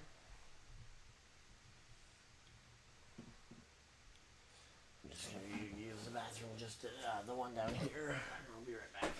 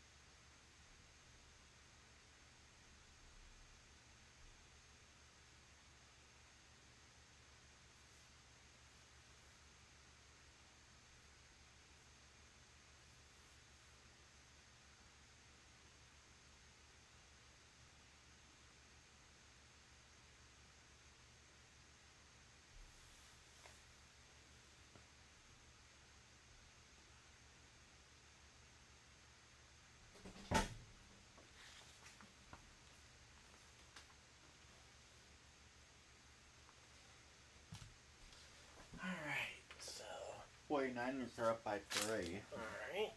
Well, that means the Patriots were able to stop the Niners on the opening drive. The 49ers still got the ball, though. Yeah, they must have gotten the ball back, so they stopped the Patriots offense completely. And they're in 20 seconds into their first quarter. 20 seconds in? Well, left, I mean. I was going to say, 20 seconds in would be amazing if they got all the way down in field goal range, stopped, and then stopped the Patriots all within 20 seconds. And, yep, the Packers come up short in the Vikings game, as that game has now gone final. 29-31, the final score there. Look at the freaking Commanders game. Yeah, that one's still 7-7 the way it was when we last checked in on them. And the Chiefs-Chargers game has kicked off along with the Browns-Raiders, but neither of those games have a score yet. Might be interesting. Yeah, second and goal for the Chargers. As we are coming back from commercial break, we are about halfway through stage number 2 here. And let's go ahead and take a quick update on our 4 drivers that we highlighted in the poll here. We'll go ahead and delay the ad break. But, yeah, so the 4 drivers we highlighted, the highest of them right now is Ryan Blaney in the 4th position. Then we had Ty Gibbs in 6th, 7th, Martin Truex Jr., and Denny Hamlin, who got vaporized pretty much by the slow pit stop as he's been moved to the middle of the field, and he is now in 12th place. Which isn't really all that bad, but just it's nowhere near where he had been running. And his other 3 teammates are all inside the top 7. But here we go. We are, again, 40 laps away from the end of stage number 2 here. So Bell has managed to pull out a 1-second lead on Logano. Logano versus Byron is actually about to be a pretty good matchup here for position. Then we got Blaney, who's having Bowman closing in on him. And, Kyle Busch may have just tagged the fence just a little bit there. But again, right now, Kyle Busch still hanging on to a 9th place running position, which is a couple spots better than where he was at the time of the pit call. So, yeah, he's on 2 tires, but he's made a little bit of a gain at least. And again, he's saved that extra set of right side tires. Or less, I mean. Byron's in 3rd, which I wasn't expecting that. Yep. And Chris Buescher, after being involved in that first lap caution as when he backed up the field, he's all the way up into the top 15. He's up to 15th there. So, making some real progress here. And now we got Brad Keselowski versus Kyle Busch. 2 drivers who know all too well what the other driver is like on the racetrack. And, there's that photo again. Still can't believe how close that was. I still can't believe they put the wrong person as the winner. Yep. Well, again, everybody thought that Buescher had won the race with how close it was. And yeah, it ended up being the new closest finish in NASCAR history. After 13 years. Yep.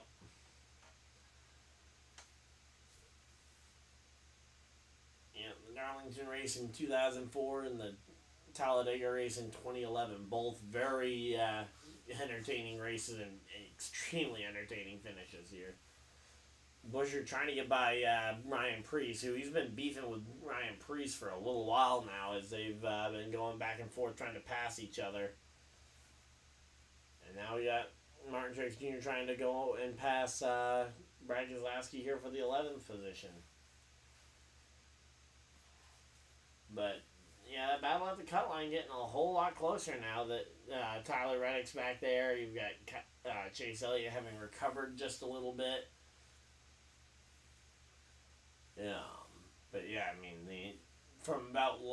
so you got basically 4 guys who are, I would say, are pretty safe here. Bell, Byron, Blaney, Logano.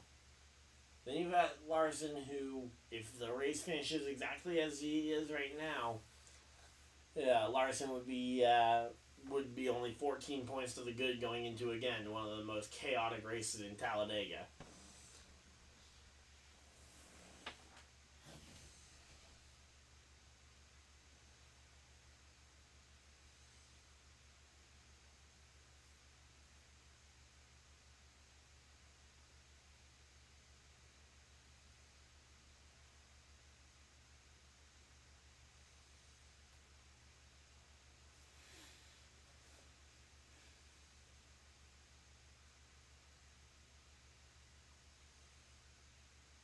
wonder if Busch is going to be able to stay in the top 10. Yeah, well, again, all he... No. Hamlin just took Busch. Okay, Hamlin going up there and passing Kylebusch there. Alright, well, again, where Kylebusch isn't in the playoffs right now, I think Kyle's only worried about being at the front for lap 267. And the laps in between, he's basically just trying to learn and dial in the car.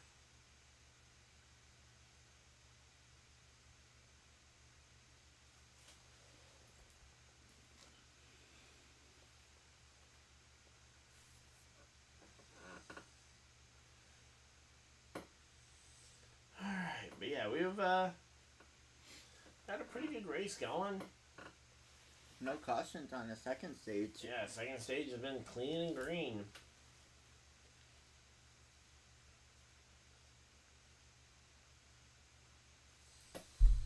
Alright, let's see.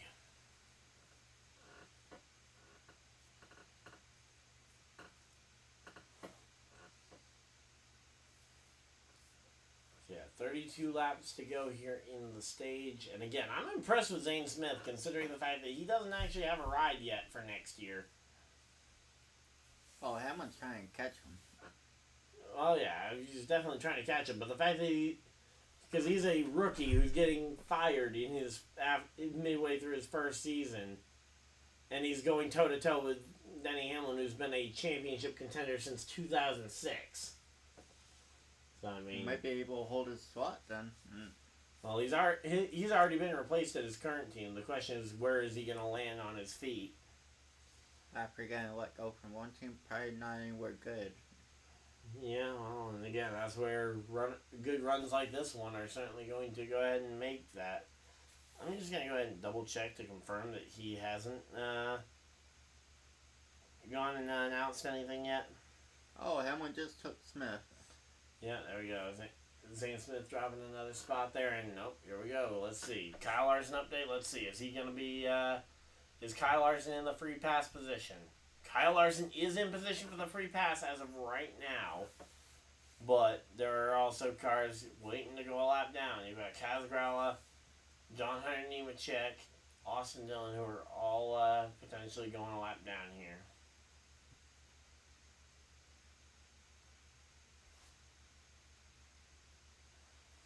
Alright, so yeah, right now, all Larson is hoping for is a caution flag here.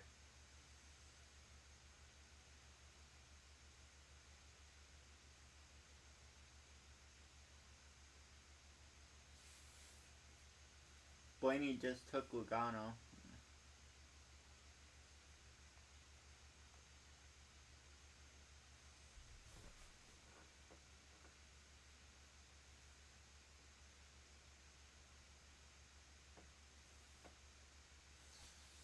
Yep. So yeah, Blaney gonna be trying to see if he can go ahead and run down that number 20 car. Christopher Bell trying to absolutely just keep that lead, as big a lead as he can, but he's also starting to catch some lap traffic.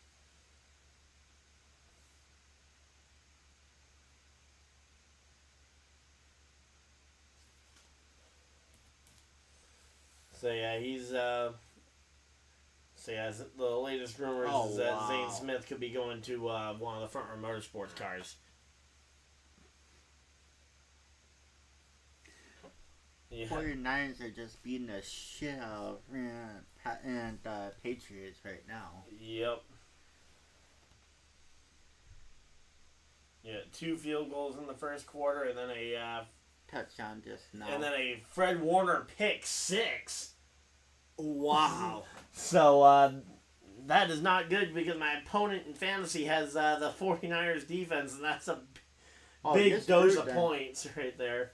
What? Good thing is that the Jets defense had some good points there. Let me see what I look like at the as of right now in fantasy. Biggest thing is if Breece Hall or Garrett Wilson end up turning it around in that second half. I won't be able to check my fantasy league until later. You don't have the Yahoo app downloaded?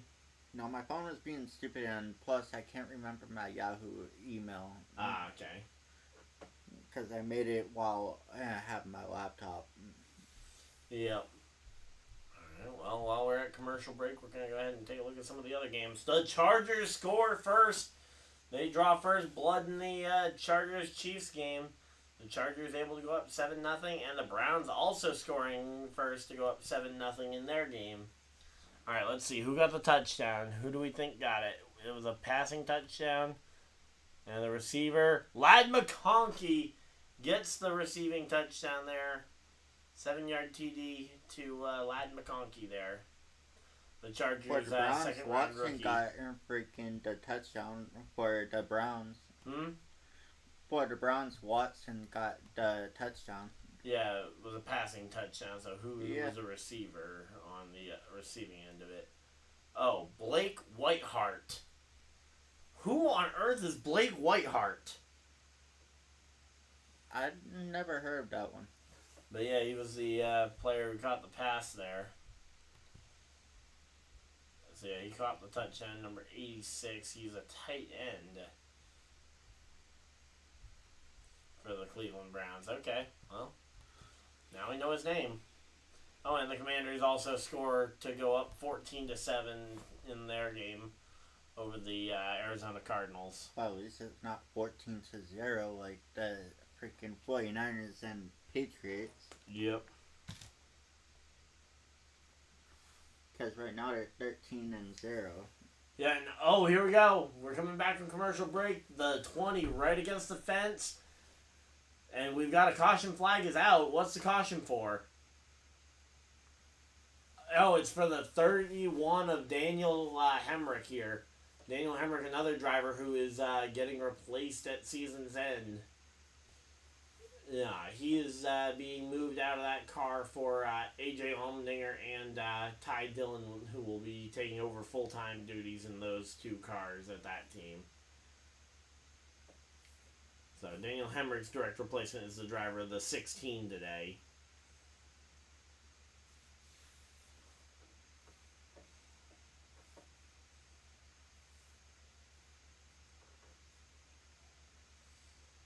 Alright, let's see. So yeah, Looks like he lost control a little. Yeah, he just lost control, and ultimately as he slid back up on the racetrack, they had to throw the caution for that, even though he, for the most part, stayed out of the racing line. Better safe than sorry, you had to call it. Yeah, once he got drifted into the line.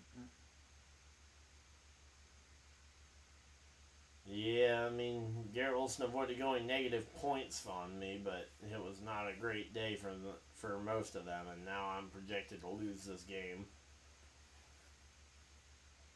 The big thing I need Terry McLaurin not to get some points. I need Brock Bowers not to catch much in the game, and I need the 49ers defense to not do as well. Because obviously the pick six there is putting me way behind on the projected points.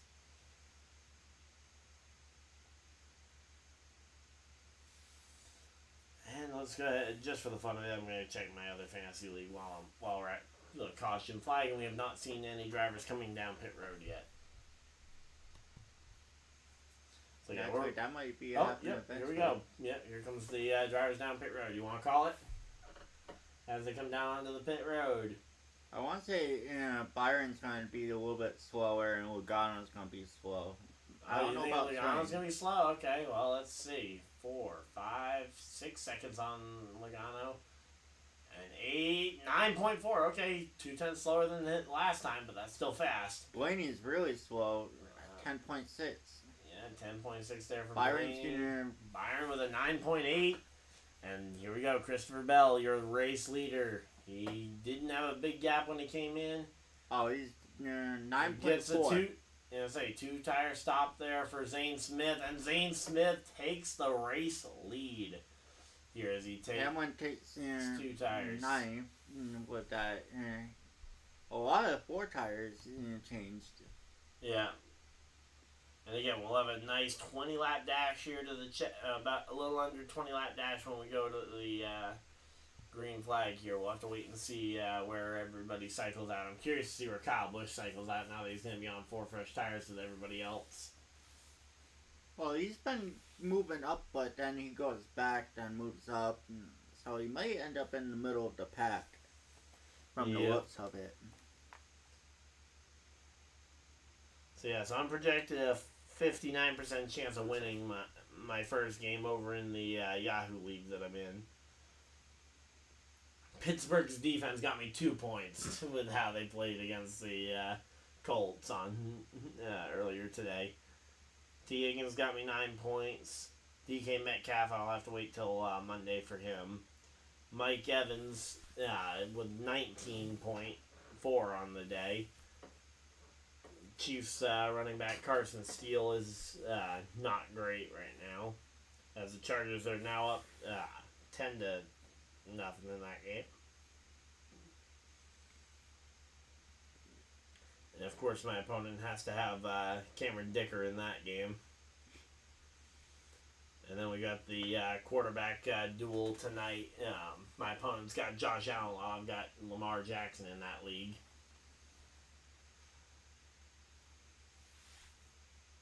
Alright, so there we go.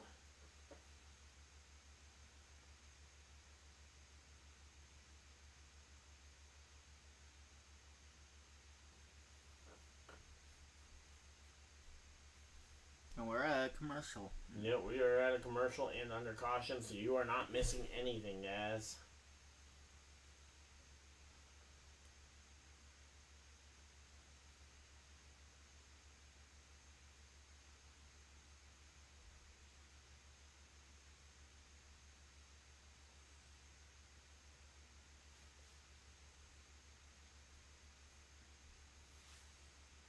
Pats have the ball now.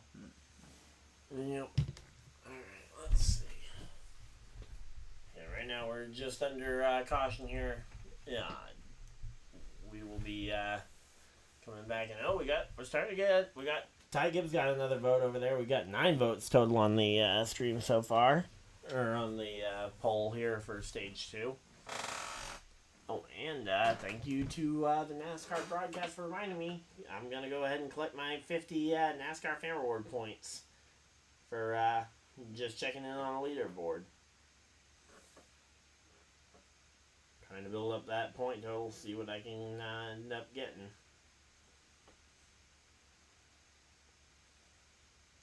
And let's see. Joe Nemechek won the 2004 Kansas race, the track, in a thrilling finish with which driver? Okay,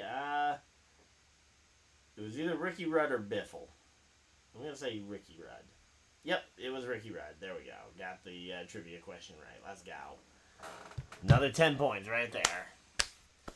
Cleaning up over 7,800 points. And Denny Hamlin came back down pit road for another time, and that is not good if he had to come back down pit road. Alright, let's see what happened. Let's see what happens here on this pit stop here for Reddick, because something happened here. So Reddick gets 2 tires there, the other 2 tires, and he gets out no problem. Oh, he runs over the hose of another team's pit gun. And here we go. Pace car dives for cover. Run, run, run. Because these cars are about to go for a 15-lap dash. And we are about to see Zane Smith lead the field to green. Green flag is out. And we are racing here at the Kansas Speedway. So, here we go. Zane Smith. We are actually in Kansas. We are not. It's not a situation where we've left Kansas. So, just be aware, and we've got cars all over this track. Let's see. Oh, we got a spin in the back. Who's that? 42. That's John Hunter Nemechek and Justin Haley in the 7. Goes for a slide, and I don't think either one of them hit anything other than maybe each other. They probably lost control. But that 7 car, though, looks incredibly clean for contact. I don't see any real contact. I don't even see any on 42 But either. the fact that they both came out of the field, out of there together, my guess is that there was definitely some contact made somewhere. Let's see what happens. So here we go. 7 is that black and yellow car in the middle there. And, he right lost on the side. Yeah, he lost control and came right down into John Nemechek. So hopefully the damage isn't too severe. But yeah, that is a big hit there for the... I don't think it's too severe from what it looked like. Well, here we go. This is going to be the angle that will help us. I don't know. I want to know what happened to the 7 car that caused him to... It looked like he got a little pushed over from freaking... No, he either lost control or lost a tire there. Because I didn't see any other contact other than the initial contact. He hangs left them. And... that hit was hard. Freaking 42 went up a little. Yep. Luckily, no cars got in the air. These cars actually stayed planted on the ground this time around.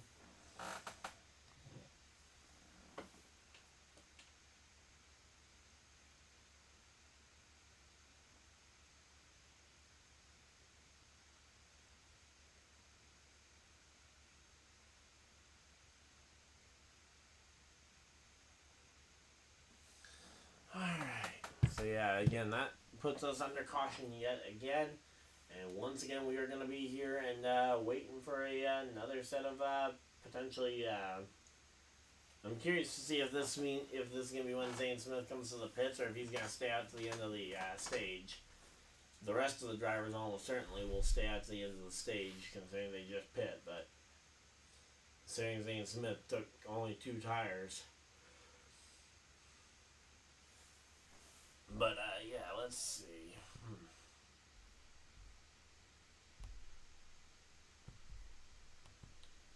And just going to take a quick peek at the standings. So, as of right now, yeah, the 4 guys out of the playoffs, if they ended right this moment, would be Cindric, Denny Hamlin, Suarez, and Chase Briscoe. If this round of the playoffs were to end in this moment. But some of those drivers just above, you've got Alex Bowman looks like Alex Bowman 3 points above the cut line. Where did Hamlin go? Hamlin, he had a second pit stop under that last caution flag. I don't know if it was a loose lug nut or a penalty, but... yeah, he ended up back down on pit road under that last caution flag.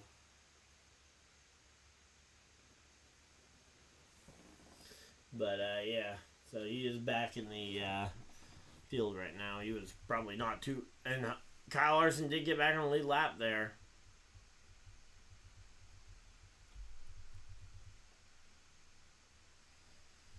So Kyle Larson is back up into the... top 4 point getters right now and in pretty safe position to advance to the next round of the playoffs. He's back to like 20 points above. But we'll have to wait and see how his day ends because obviously we are still a long ways off. And speaking of being a long ways off, we will also be doing, or I will also be doing the Sunday night football game. He has work in the morning. I have work in the morning, so he's gonna head back home after the Cup race. But I will be staying. I will be going back live about 8:00 Eastern time for the game. So we will be going ahead and doing that. And, yeah, hopefully you are excited for, I'm certainly excited to have you back on. This has been a ton of fun. Next week at Talladega is going to be nuts. 3 insane races. What, for next week? Yeah. Friday, Saturday, and Sunday. Should be interesting. Yeah, if you're available, I would love to have you. Saturday and Sunday I'm available. I don't know about Friday because I get out at 2:30. You get out at 2. Yeah, it's a 4:30 start time on Friday. We could do that if you... anyways, you pick me up half the time anyways. Yeah. We could just do that and head half here. The time? What happens the other half of the time? Except for that one time he was on vacation. Yeah. Yeah, I pick you up half the time and the other half the time I run you over. Oh, don't tease me, please. Don't tease you with a good time? Oh, yeah, don't tease me with a good time, because then my job would end up trying to get me for some crap. Yep. Well, we are sitting at 2719 on the subscriber count. Thank you guys for everybody that has subscribed throughout the time we've been doing this. We're just chilling out here, and we're coming back from commercial break already. Wow, thank you guys. And we are back to, we're going to be getting ready to go back racing here. So, once again, they got an ad going for the South Point Casino 400 in Las Vegas. That will start off the next round of the playoffs, the round of 8 at Las Vegas. And one more. Oh, this is actually a really good camera view. And I don't know. Again, it just the severity at which he turns down the track.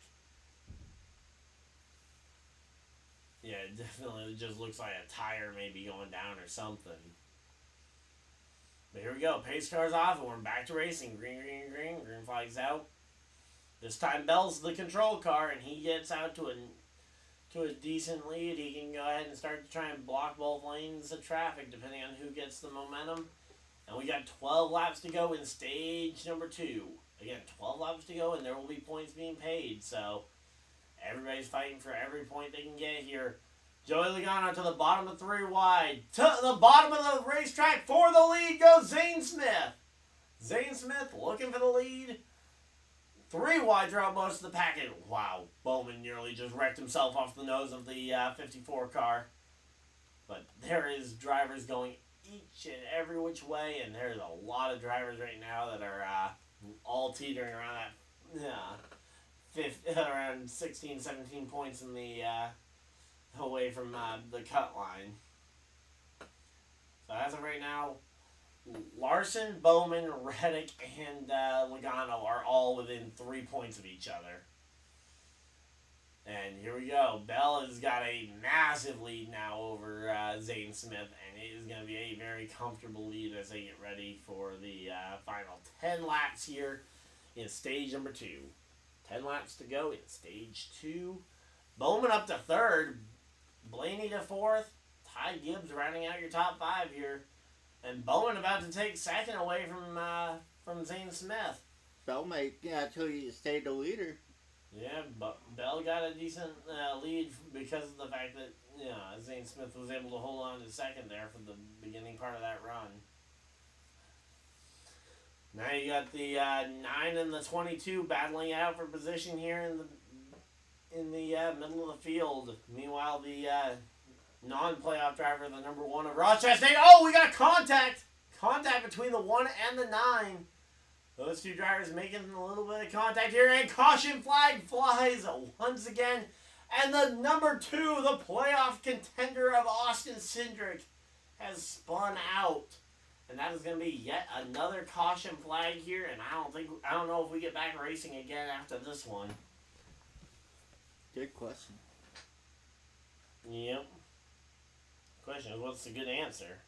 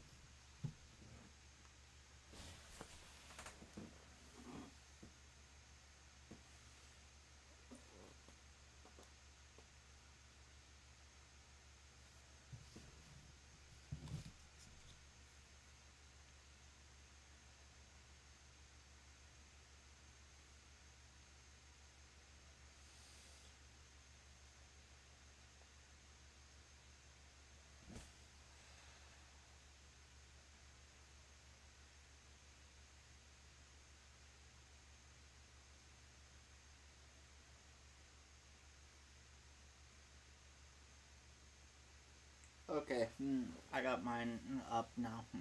Alright. So far, And here we go. They got 7 laps to go, and Cindric is on pit road getting I'm his actually damage in repaired. the lead right now.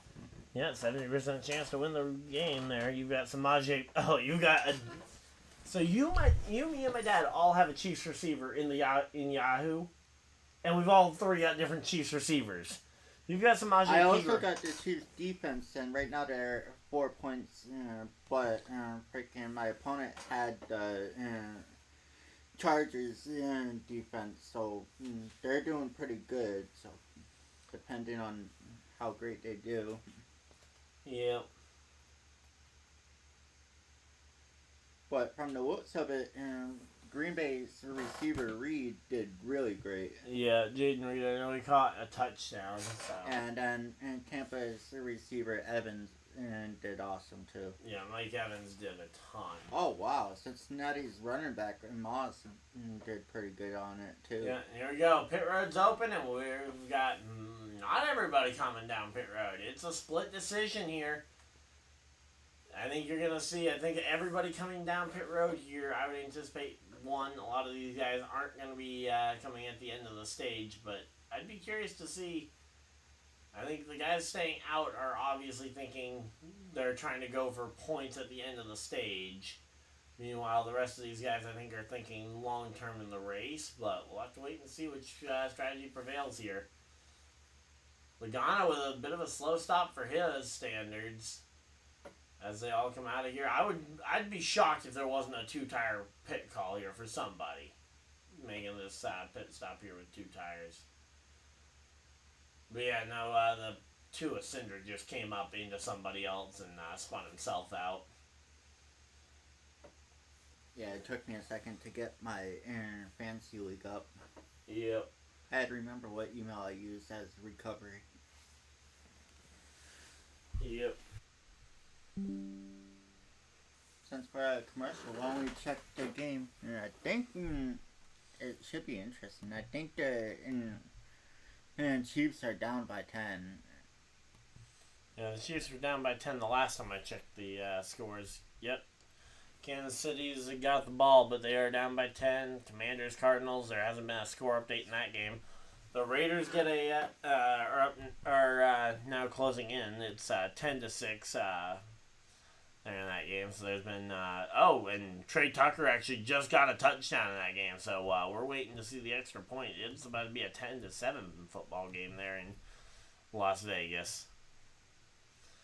And then no real score updates in any of the other games, as all the other games have kind of stayed put as is.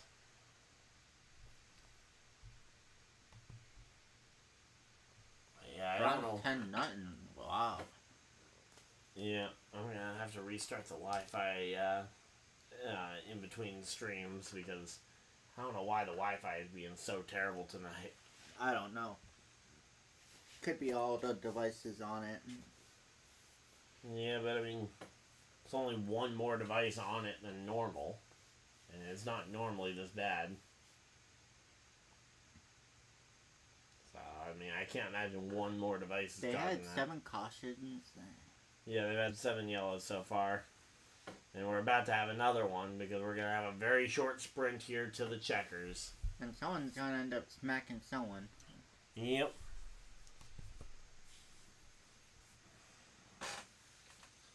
Alright, so here we go. Yeah, we're going to be less than 5 laps to go when we go green, and it is going to be a absolute sprint. So, here we go. Pace car is off. Field in the hands of Christopher Bell and Alex Bowman. Green, green, green. Green flag is out there. Back to racing, and it is going to be a short dash here to the end of stage number 2 here. Bell, Bowman, Blaney, Ty Gibbs up in the side of the top 5. Byron up into the top as well. And someone is backing way up in the middle of the field. But right now, Kyle Larson trying to redeem himself, get some of those playoff points that he missed out on in stage number 1. Elliott made a huge pass. Yeah, and we got the 20 of Christopher Bell up into the fence. Bell hits the fence, and that now puts Alex Bowman out into the lead of the race. And that there would absolutely shift the stuff here. But yeah, here's the replay of Bell scraping the fence there. It's a pretty decent knock on the wall as well, so we'll have to wait and see. But Basically saying hi to a wall. Yep. But right now, here comes Denny Hamlin up into trying to go for the top 10. We can pass. Yeah, we can pass either one of those two drivers ahead of him. Either and Kyle Busch tries to make it 3 wide for 10th. Hamlin just reached top 10. Nope. And Busch Kyle Busch passed him as they were all going for it. Man, it's going to be a good fight. Yeah, as I say, 2 laps to go in stage number 2. And here we go. Let's see. How high can Kyle Busch go in this stage? Briscoe is actually making some headway. Briscoe stayed out to gain some track position there in the end of the stage. And it's 3 wide between Reddick, Ross, and Denny as they take the white flag. White flag, 1 lap to go in stage number 2. Gibbs versus Bowman. It is a close fight. Can one of them hold on here? Meanwhile, you've got a 3-way battle for 11th. Not sure why we're even focusing on that one. That's not for points. As long as they don't wreck, they should be fine. And there's no reason to be fighting this hard anyway for that spot. Off the final corner, it's going to be Alex Bowman with the stage 2 win. Ty Gibbs second. Third, Ryan Blaney. Fourth, William Byron. And running out your top 5 in stage number 2 is Brad Keselowski. Carson Zavar 6th. 7th for Kyle Busch. 8th, Martin Truex Jr. 9th, Chase Elliott. And 10th, the other Chase. Briscoe? Yeah, Chase Briscoe. Yep, the other Chase. Alright, so there we go.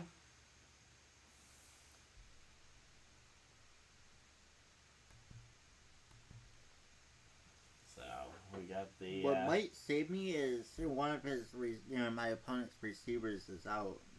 Alright. Because Philly had Smith out. And he didn't bench Smith? No, you didn't even change him out, so I might actually be able to take it. Oh yeah, that should give you a big edge there. The only thing that might screw me is the defense. And still weird actually seeing you having tight ends on there, because we don't have tight ends on the Yahoo League I'm in. I thought I changed the tight end, but I didn't know if Henry was going to be out or not, so I didn't change him. Yeah, so I got some good points from Mike Evans. The big thing I need a big day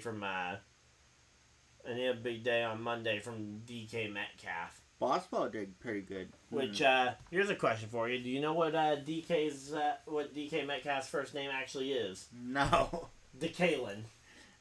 No wonder why he goes DK instead. How about Geno Smith? Do you know his real first name? Eugene.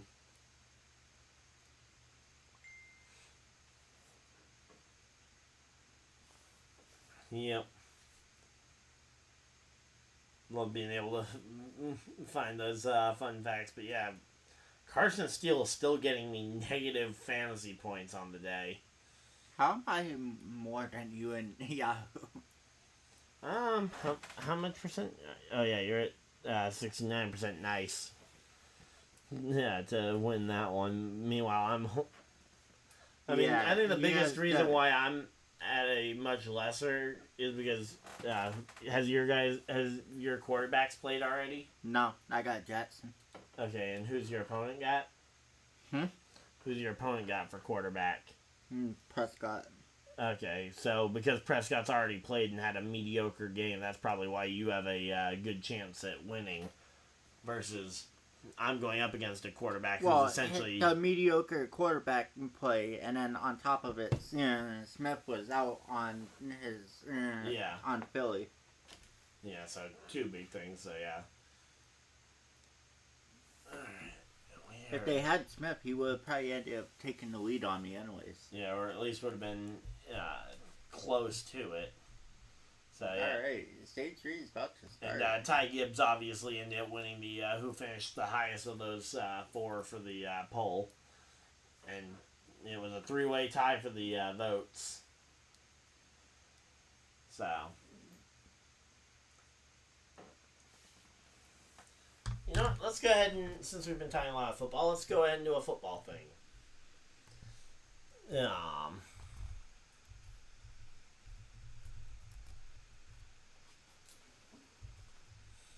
we'll go ahead and do caution count, and we'll go ahead and I'm going to set the final number of cautions.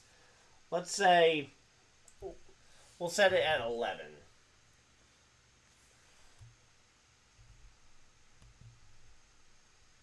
We'll say 11, but we know it might be a little bit more.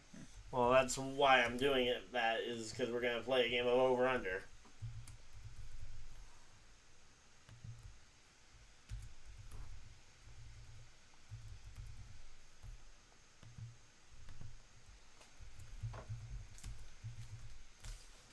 Oh, wow.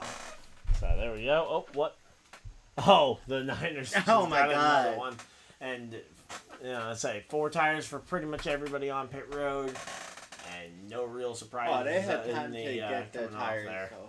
Yeah, they have a full pit stop cycle here. Alright, it looks like, from what we see on the screen, it might be Gibbs in the lead for...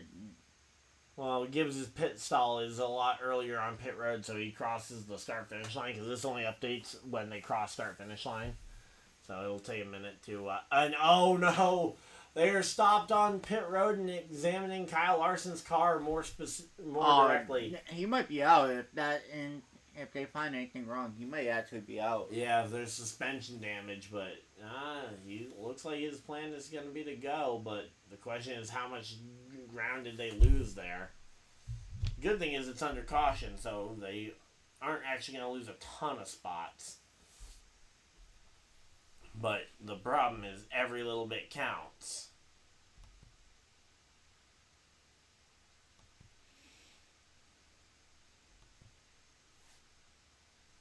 Alright, so there we go. And, this is let us know what you guys think. Yeah. Do we think it'll be over, under, or spot on with 11? Again, currently the caution count is at 8. So we're putting the line at 11. Figure that'll be a fun thing to go ahead and put in the chat for the end of the race. So here we go. Let's see. And again, also, if you guys have a prediction as to who you guys think is going to win the race, feel free to let us know as well, so we can go ahead and take it into consideration. Again, I've still got Tyler Reddick as my guy that I'm rooting for in this race, considering he was my pick in the podcast chat. It's definitely starting to wish I'd picked somebody else. Although Tyler Reddick up in the top 10 still, it looks like. Although again, we're still waiting to see if people are going to cycle around. I don't think he's gonna. Hey, at least they didn't have Kyle Larson. Because Kyle Larson has had a rough day. Oh yeah. First the tire goes out, I believe, and now his suspension might be out. Yep.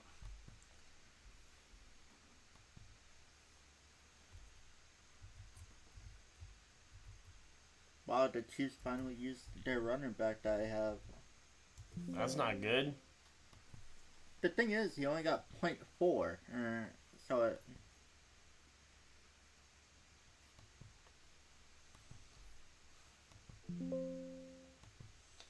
He only got 4 rushing yards.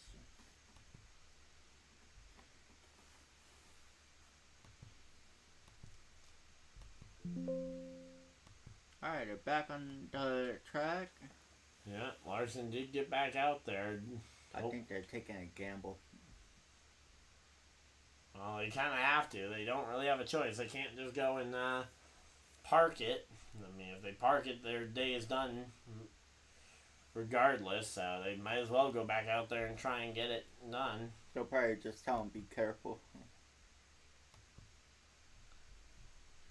But again, my prediction of him missing out on the playoffs starting to look somewhat plausible. I wonder how Bowman's doing on the board.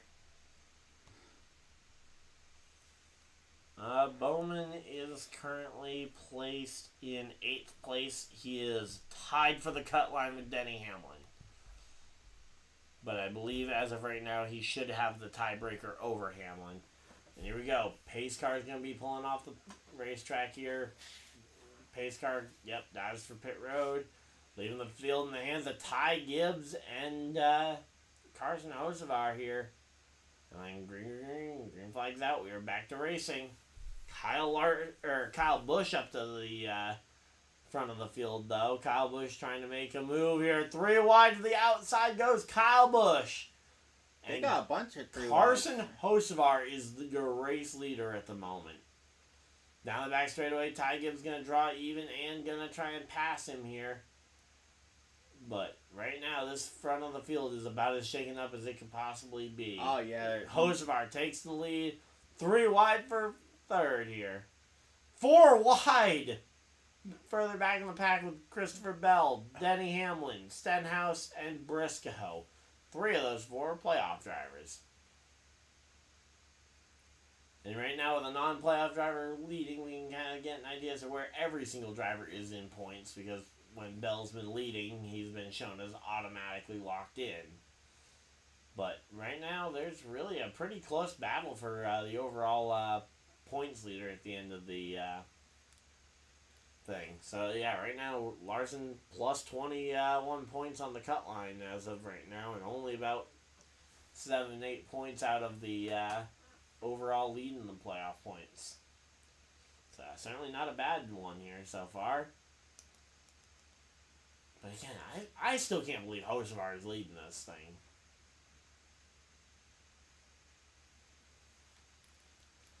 And here we go. Let's see. Again, right now, Ty Gibbs, or not Ty Gibbs, the other Ty Dillon, looking to try and make a move on Joey Logano there for 17th.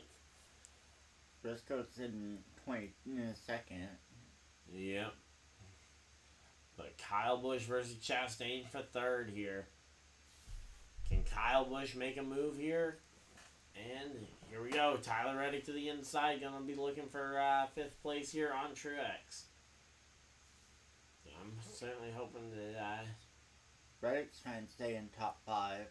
Yeah, Reddick just took the top 5 spot there. And now Tyler Reddick's going to be chasing down the driver who has his old ride, because he used to drive the number 8 car for Richard Childress Racing, and now that seat belongs to Kyle Busch in the number 8. Alright, let's see.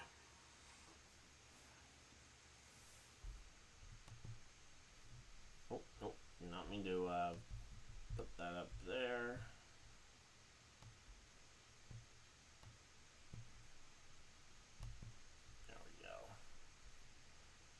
Hopefully close out of some stuff, see if that will help the stream quality.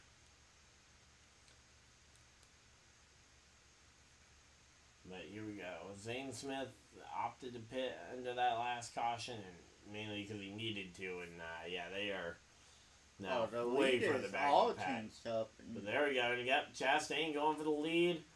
Hocevar gonna relinquish the lead, and Bell went really far. Yeah, Bell fell quite a ways.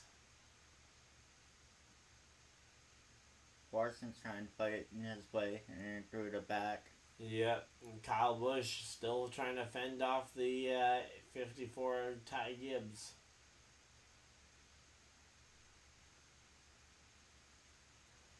Alright, so let's see. Right now...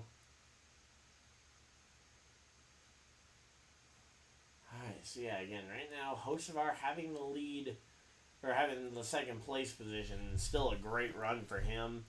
Ross Chastain up to the lead, though. And realistically, wow, the first playoff driver is 6th place. There is a lot of non-playoff drivers in the mix. Let's see, again, right now we're working our way through this one.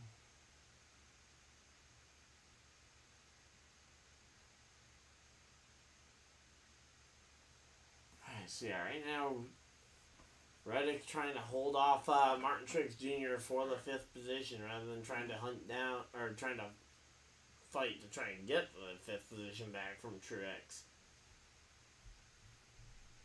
As Truex just came up and took it. Now you got William Byron going to try and come up and take the lead lap spot.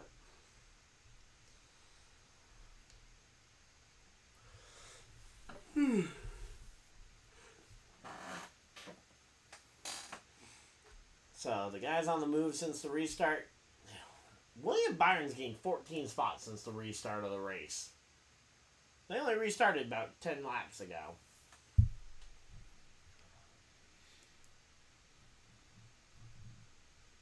Bowman's in 9th. Yep, Alex Bowman up to 9th. Busher up inside the top 10. Bubba Wallace up inside the top 10. I feel like we haven't said his name at all, but Bubba Wallace up there. He's a former Kansas winner.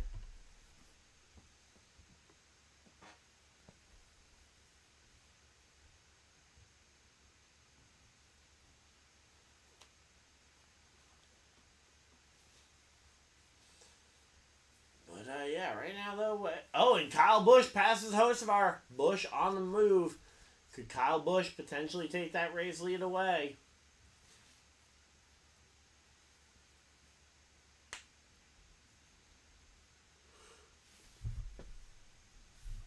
Oh, and Jimmy G. Haley fell out of the race at some point. Not even sure what ever happened to him in the number 44 car. Don't think he was involved in any of the cautions in any serious way. Alright, so here we go. Let's see. Hocevar hanging on to a good car there.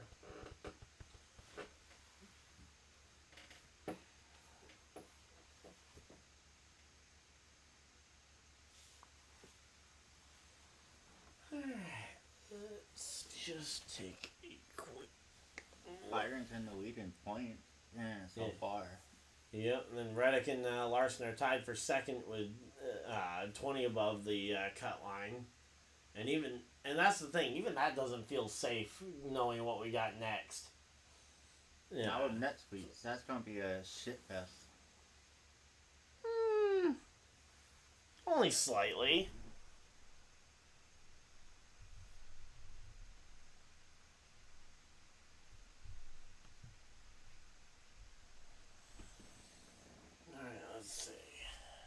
Games are starting to hit halftime over on the NFL side of things. Byron making the pass on Gibbs there for 5th. William Byron up to 5th. And that now makes Byron the highest rated playoff driver. Alright, the Ravens and Browns game is all tied up as well. I just saw that out of the corner of my eye.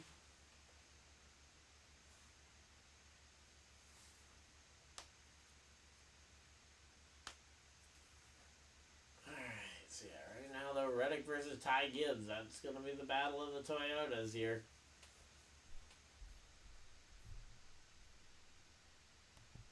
Commanders are in 17-7 versus Cardinals. Yep.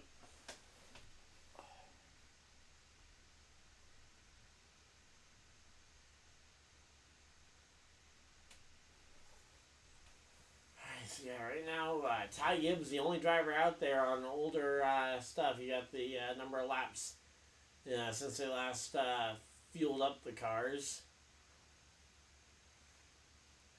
Most everybody was out, was last into the pits for fuel at either lap 29 or 19.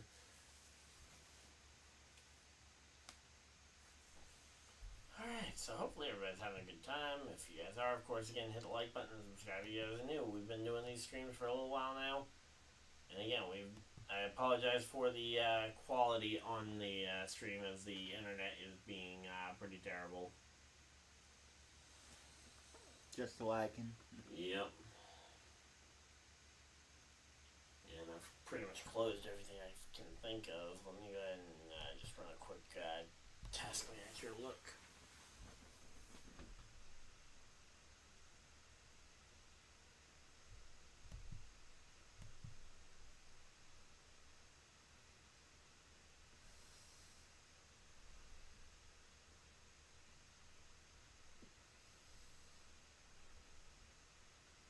Busch is trying to take the lead. Yep.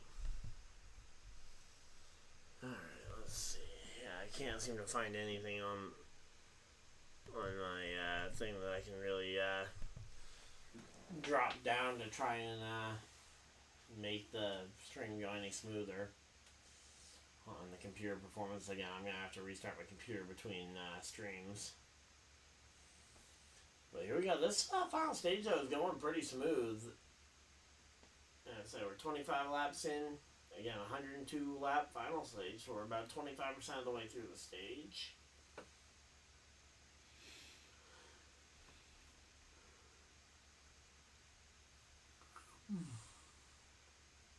But again, Hocevar hanging on to that top 5. That's pretty impressive there for him.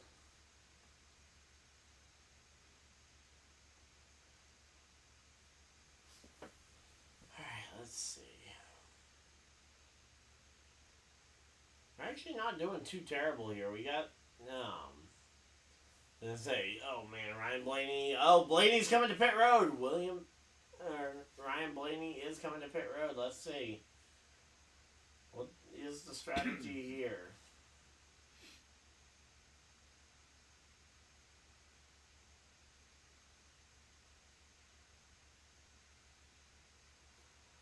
So there we go. 4-tire stop here under green for Ryan Blaney. That's going to be a bit of a difference there. Getting his pit stop done under green versus waiting for the caution that may or may not come. Hamlin just passed Gibbs. Yeah, Denny Hamlin passing Ty Gibbs there.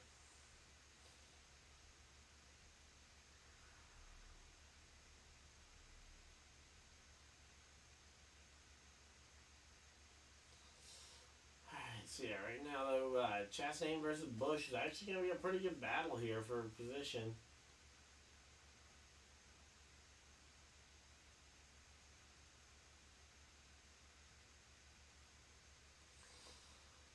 So yeah, right now the battle for the lead is actually pretty good here. Hamlin taking 6th place away from Hocevar as Hocevar is continuing his free fall here. It's been a pretty slow free fall, but it has been a free fall nonetheless. Look how close Busch is. Oh yeah, that's for sure.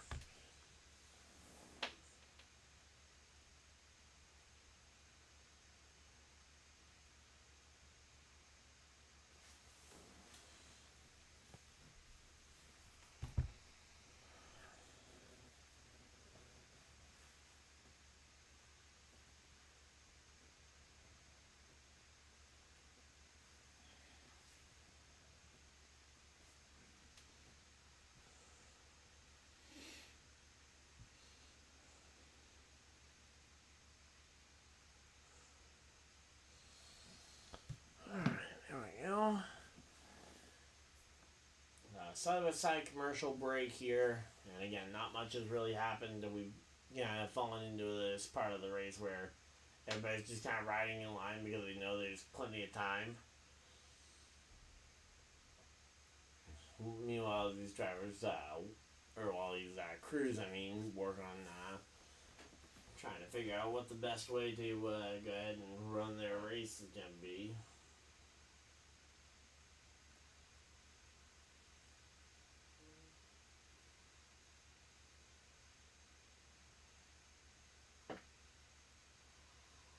So yeah, right now, we're working our way through this one. It's not actually going too terribly.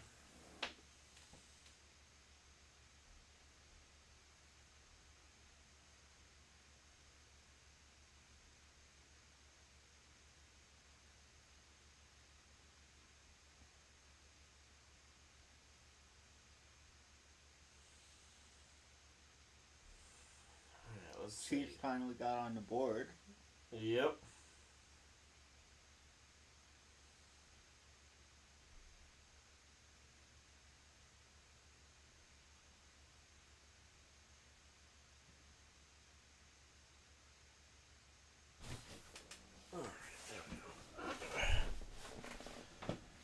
Oh, man.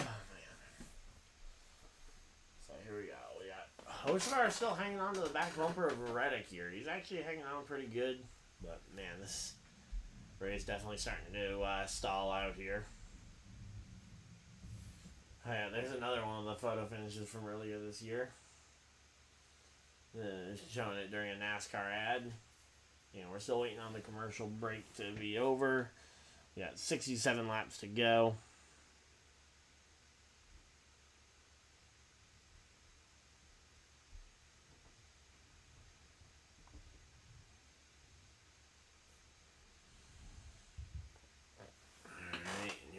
back from commercial break. 68 laps to go. And the battle for the lead is on. Ross Chastain versus Kyle Busch.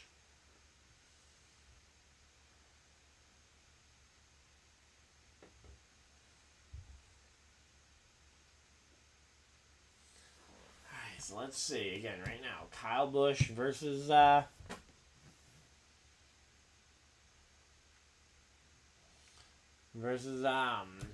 and there we go. Stenhouse's going to lap down, but Kyle Busch versus Chastain. They're fighting it out pretty good here for this one.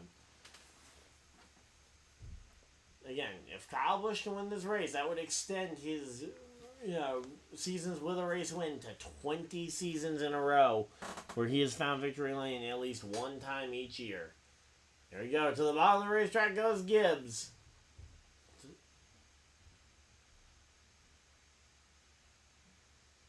Busch has the lead. Oh, wait. No, wow. Not going to be able to get that one. Ross continues to put a block here. 66 laps to go, and again, Kyle's right there to try and take it from him if he just makes one mistake here.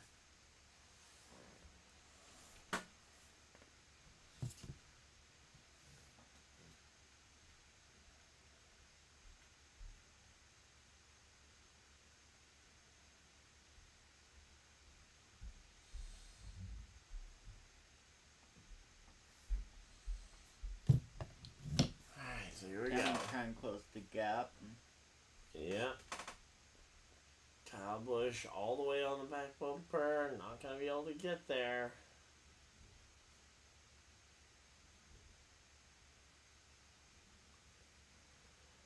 Alright, here we go. Come on. Kyle Busch trying to make it to the inside. Using the number 2 car as a pick here. Let's see. Can he, does it work? No, it's not. Yeah, 3 wide of the lead. Kyle Busch, though, gets the lead at the line.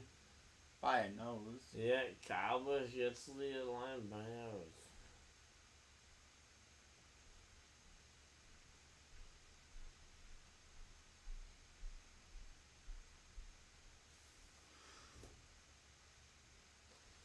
Alright, so yeah, right now, though, what do we think? Kyle Busch, do we think he can find a way around to the lead? He's going to try his best. Yeah, I'm certainly hoping for it. Would be a good comeback from where he started in the beginning. Yeah, where he's been throughout the race. Or throughout the season, honestly. Oh, wow. Pat's finally got him on board. Yeah, Patriots got their 3 points to get on the board. And here we go. Kyle Busch to the inside. Let's go, Kyle. And Kyle Busch to the race lead. And here it is. Kyle Busch has the lead, and now he can go ahead and play the blocking game to try and stop the one. Gibbs is going to have to refuel eventually. Yeah, well, all of them are going to have to. And the thing is, though, they can all easily make it to the end of the race on their next tank of fuel when they do stop here. So it's all a matter of how far you want to run your tires so that you can have fresher tires near the end of the race. And here comes Joey Logano to pit road. As we're talking about it, Logano dives down towards pit road. Alright, so Logano gets his pit stop underway. Harrison Burton does his. 10.2 for Harrison Burton. Yikes. Logano got a 9.6. Yeah, Logano with a pretty decent pit stop there. I think the top 5 are not going to pit anytime soon. Yeah, I mean, I think the ideal thing is to wait till about 40 to go. I think when you see 40 laps to go, I think that's when you'll see a lot of these guys come to pit road. Yeah, either 40 or 50. One of the two. Yeah, I think somewhere in that window, assuming that there's no caution. Yeah. Or they might wait for the caution and do it. Yeah, a lot of them I think are going to want to try and pit under the caution flag if they can.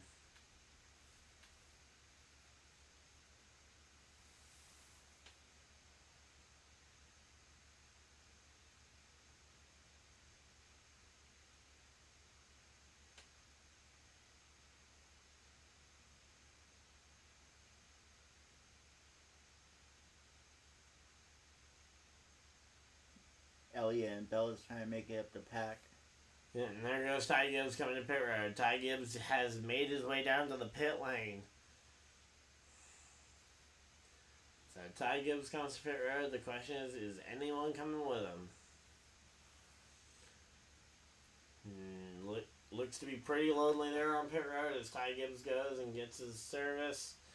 It's going to be 5, 6, 7, 8, and 10, 11, 6. Wow. That was really bad. That's a really long stop. But here we go. Here comes Chris Buescher.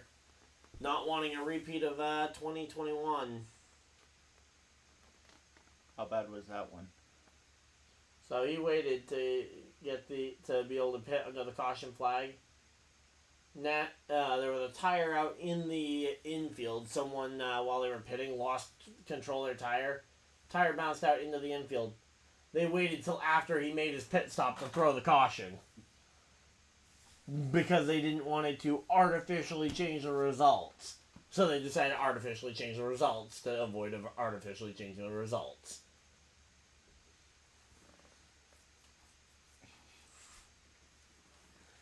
Yep.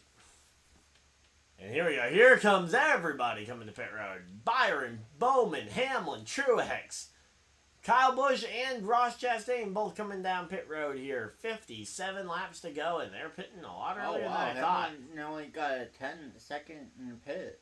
Yep. Let's see. Come on. Kyle Busch with an 8.8. There we go. Big one for Kyle Busch. Being able to get a nice big quick pit stop there. Moved up to second. Yep.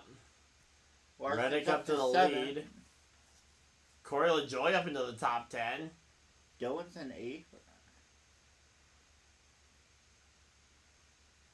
Oh wow, the pack got rearranged like a...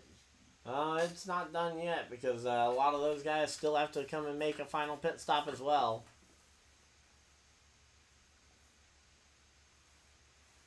Larson's making a pit stop. Yeah, here comes Larson, LaJoie. Ty Dillon stays out. Bell and Reddick's in the top 2.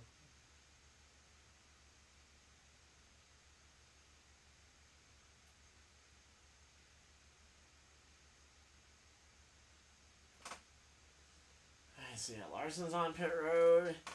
Let's see. How long of a stop is this going to be for Kyle Larson? Hopefully less than 10. 10 on the dot. Wow. Well, hey, maybe he heard you and was like, okay, we can't go over 10. But Kyle Busch has actually taken the lead over Chastain in their battle on and off pit road. And that now puts, I believe Kyle Busch is the highest of the drivers who has already pit.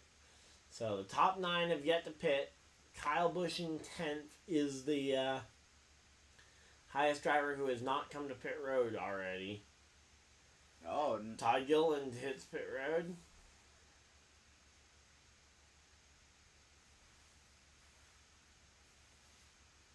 I think most likely the 1 through 8 is going to pit eventually. Yeah, 1 through 9 is all going to have to pit here as, you know, oh, yep, there goes Todd Gilliland coming to pit road, and that now puts it, yeah, the top 8.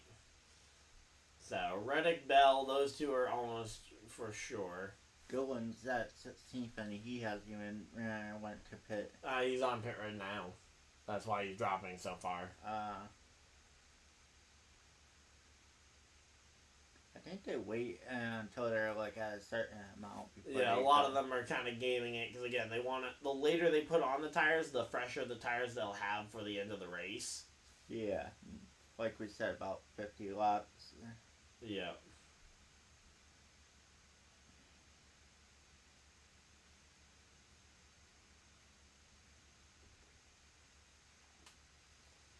All right, let's see again. Right now, Brad Keselowski,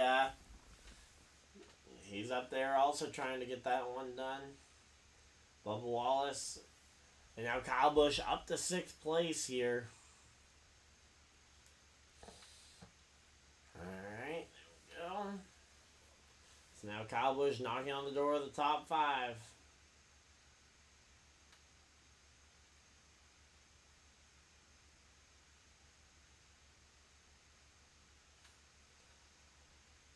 let's see. Right now, there's more contact there between Suarez and the 22 of Logano. Alright, so there we go. Let's see. 50 laps to go, and they're, is that a battle for the 6th position is on.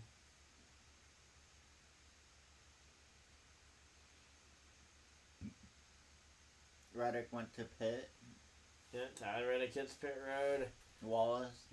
Yeah, Bubba Wallace coming to pit road. Stenhouse was just on pit road, had an 8.8 second pit stop of his own.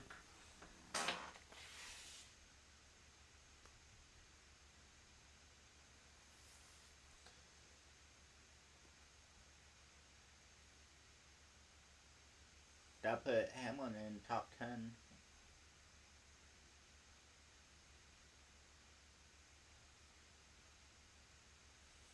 Bell just pit. Yeah, Christopher Bell coming down pit road. You got Nemechek, Gralla, Jimmy Johnson on pit road, and that is gonna, I believe, aside from Keselowski, that will fully cycle the field.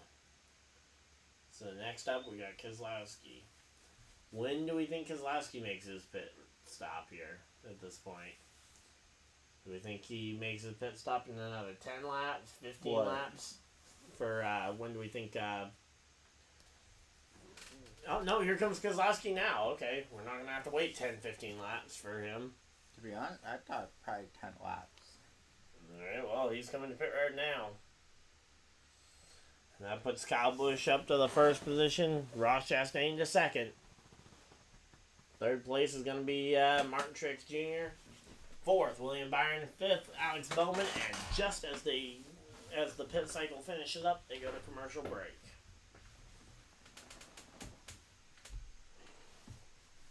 Alright, let's see. I'm going to go ahead and check out the NFL for a moment, as we are just working our way through this one. Alright, and I'm going to go ahead and refresh the page real quick. So, Patriots 49ers are still at halftime, 20-3 in that game. The Commanders are up 24-7 in the Commanders game.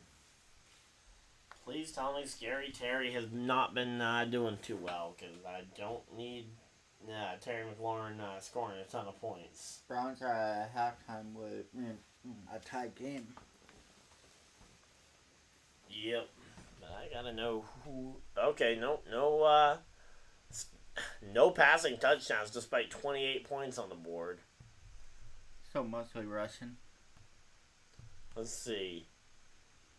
Yeah, Jaden Daniels ran one in. Jeremy McNichols ran one in. And then Brian Robinson Jr. Ran one in.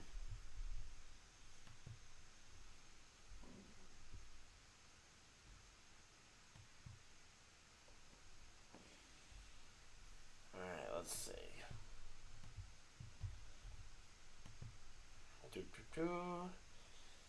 So the Browns and Raiders are at halftime in their game, 10-10, and the Chiefs are still trailing the Chargers by 3.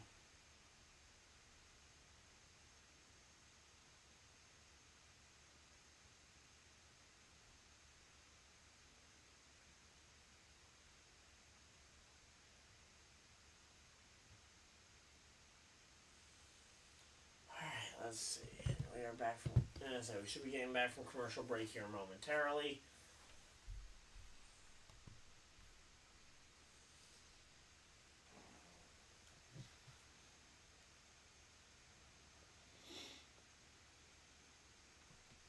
Alright,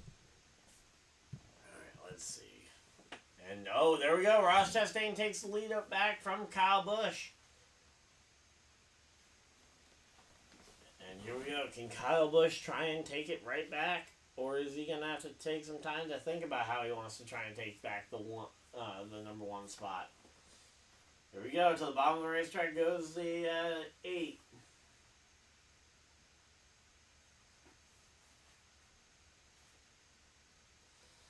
Alright, so there we go. And again, Kyle Busch back out to the lead here.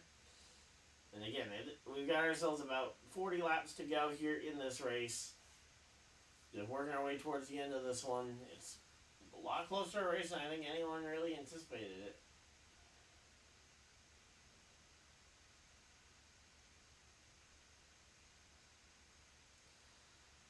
Alright, let's see. Again, right now, Chastain doing a really good job of keeping this match close between the two of them. The problem is it's only between the two of them, and they are fighting it out for no playoff points. Byron's doing good. They're keeping Bowman with a gap. Yep. And again, right now, Bowman sits only 6 points above the cut line. Meanwhile, Byron is 29 points above the cut line as of right now.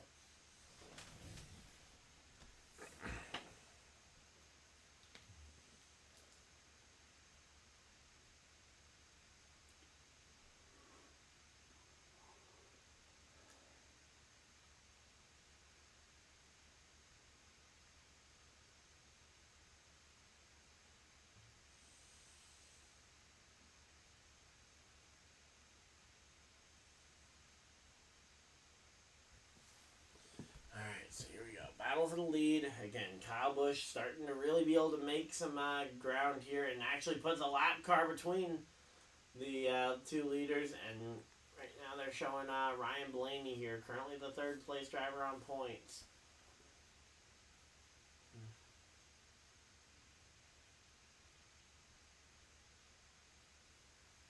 Alright, so here we go. As Kyle Busch starts to run away from the one is going to have to deal with that lap car at some point here, and that is not going to be great. Alright, let's see. Elliott and Logano are actually tied for the cut line as of right now.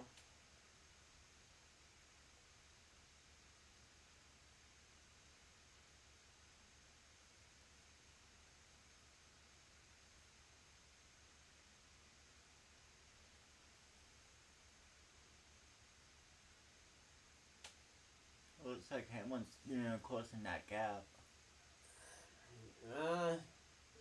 Which gap? Between him and Bowman, because he's at, Hamlin's at like 3 seconds and something. Yep. Here we go. Let's see. To the top of the racetrack goes Chastain. He's going to get around the lap car, and now it's once again a head-to-head battle.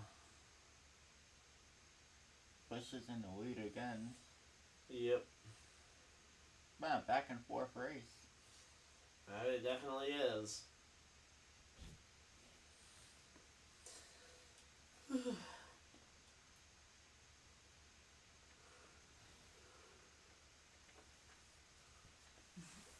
Still find it funny that Kyle Busch's last win at Kansas came in the Bushy McBush Race 400. And yes, that was actually the name of the race, and it was actually run on his birthday. 35 laps to go. Yep, 35 to go, and Kyle Busch has the lead here. I don't want to jinx him too badly, but he is looking very good down the stretch here. So here we go. Let's see. It's a caution right now would definitely throw a big loop, big wrench in the works here. That would be a major curveball if they throw a caution. Yeah, well, it's all about whether or not there's a reason for it. Because if there's a reason for the caution, we'll need to throw one. But if there isn't, I don't want to see a caution thrown for just the sake of entertainment here. And 3 lap cars just ahead of the leaders, and now they get to go ahead and weave their way through lap traffic and see who the more polite driver is. Because if, or not who the more polite driver is, but who the driver these, the lap cars are going to be more polite too. Because as Kyle Busch catches them.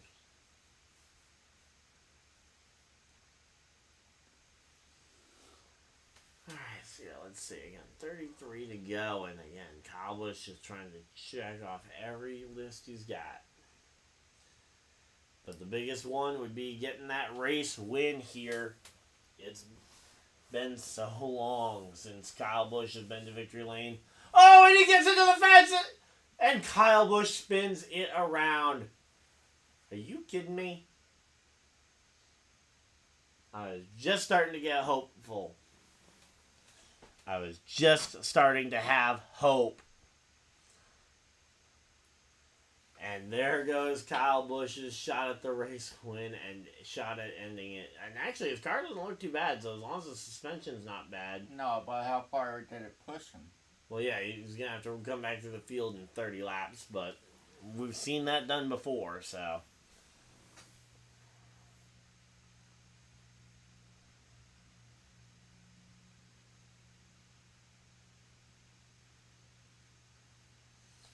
Oh, Chase Briscoe just shoved him into the fence. That wasn't even a mistake. That was just Chase Briscoe being a jerk to the guy that he bumped out of the playoffs personally. Because Chase Briscoe outdueled Kyle Busch at Darlington a couple weeks ago and kept him out of the playoffs. And then he just went and doored him.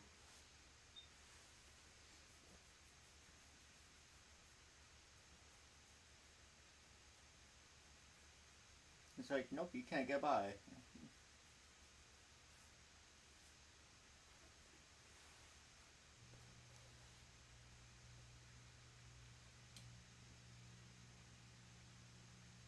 Looks like the Pats actually made a touchdown.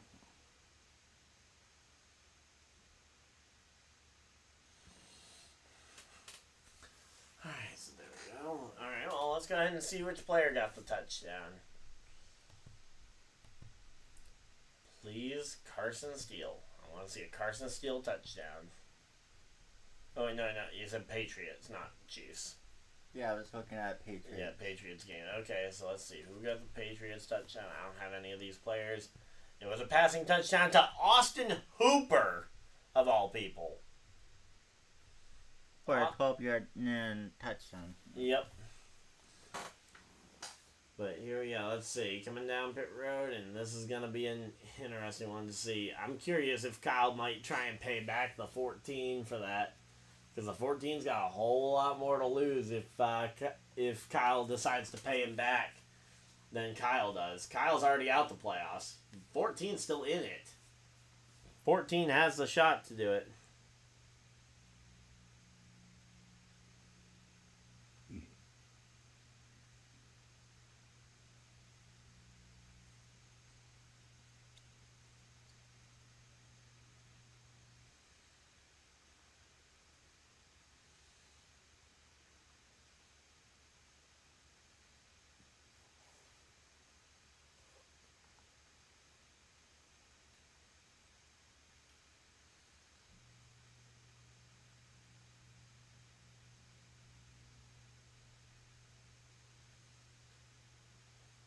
Wow, a lot of them are going to the pit.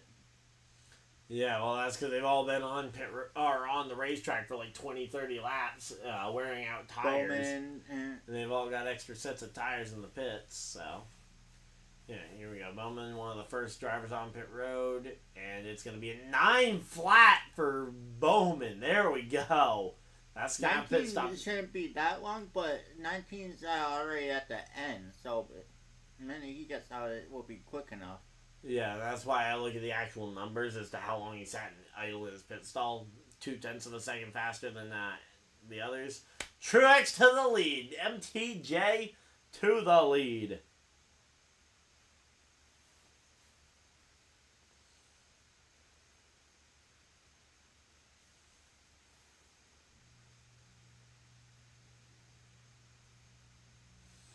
Alright, here we go. So we're under caution here yet again.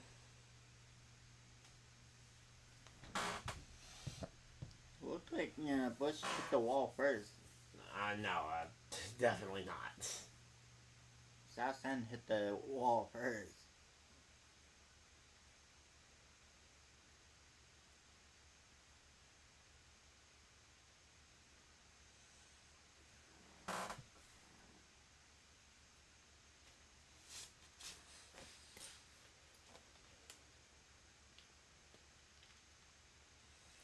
I think my buddy's just a tad bit upset.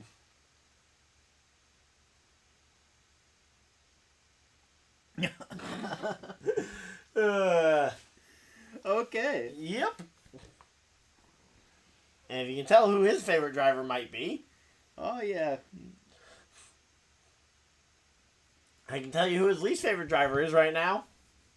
Probably the 14. I wouldn't be surprised. Imagine if the 14 actually comes back to win after what he did to Kyle Busch to stay on the lead Oh, I lap. could just see how much raging he does. Yep. Oh, right now we are at 9 cautions. We would need 2 more cautions to hit the number spot on the head that we predicted back at the start of the stage. And commercial.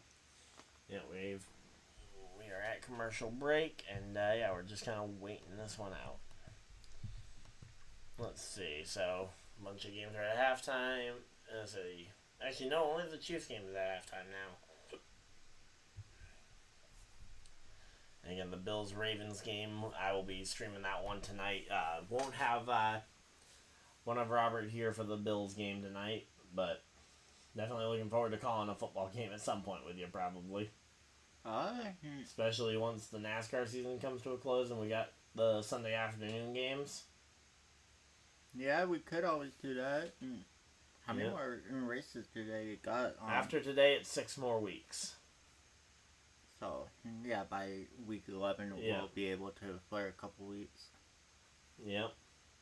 get the afternoon ones done, and then probably the 8 o'clock you run it yourself.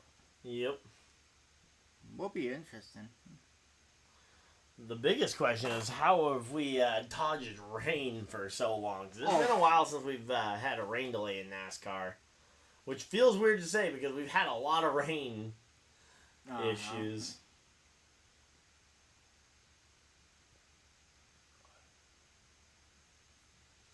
Well, let me see what the weather looks like next week in Talladega. But yeah, they're the reason why the Talladega is known for a specific type of crash. It's called the big one. As you can imagine, what that looks like, average crash size of about 15 to 20 cars. Average crash size at that race. So here we go. They're doubled up and we're ready to go back racing. Lights are off on the pace car. We will be going green next time by.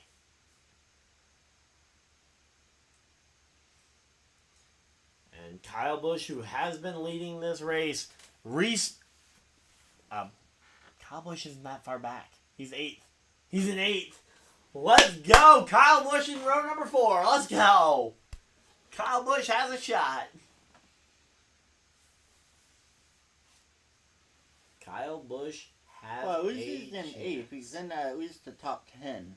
Yeah, he's on the inside of row 4 here. And green flag will be out. And we are back to racing. Brad Keselowski on the front row here, and Christopher Bell looking to try and pop out of line. Now Zane Smith pops out of line.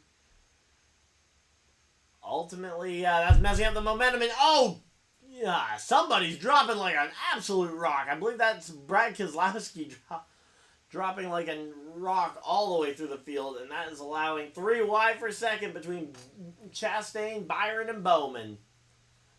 Byron all the way at the top. He is going to lose out on that battle for the second place as Chastain and Bowman continue to do battle for that second position. And why do I get the feeling that that there's going to be a crash here in this battle for third?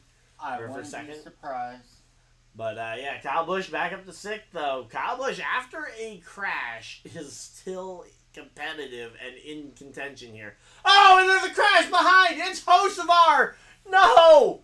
Hocevar goes around. And now Hocevar is around, and that is going to be yet another caution flag. That brings us to 10. What are we at? 10? Yeah, that's our 10th. That's the 10th one. And let's see what happened here. So, Briscoe again with the air. The 14 just does it again. That's the same driver that just went and wrecked Kyle. At this point, after seeing him do it a second time. let me guess, I started to tip the scales of it being a coincidence versus being intentional. I think it's a sign for them. He's saying, "Get the hell out of the way." Well, they're out the way now. Yeah, but if they replay it, they could probably get him for aggressive driving. Yeah, they very rarely enforce that penalty, though. I think it's been enforced like twice in recent memory, and only one time I can remember that it was actually that one. car go. But yeah, I'm looking to see Kyle Larson's bounced back to a 20th place finish right now. But yeah, as more cars get knocked out the race, it's going to make it harder and harder for Larson to actually lose spots on points, which is going to help him ultimately after a really rough day that he's had at Kansas. This race is not his race today. Yeah, after being one of his best tracks over the last couple of years. But yeah, I specifically said on the podcast before the playoffs started, I said that I think. Oh yeah, here's some highlights of Talladega. Oh Lord. These are just some of the finishes. Oh, there's another one, and another one, and another one, and a car up in the air. Yep. So yeah, if you like chaos, Talladega has it in folds. Don't they got a race this Sunday as well? Next Sunday. Yeah, that's this track. That's this race that they're promoting right now in Talladega. At 1:30. Well, yeah, pre-race starts at 1:30, and then the actual race is scheduled to go at 2. So, yeah, but it'll be a triple header weekend at that track as well. So we get 3 races that weekend.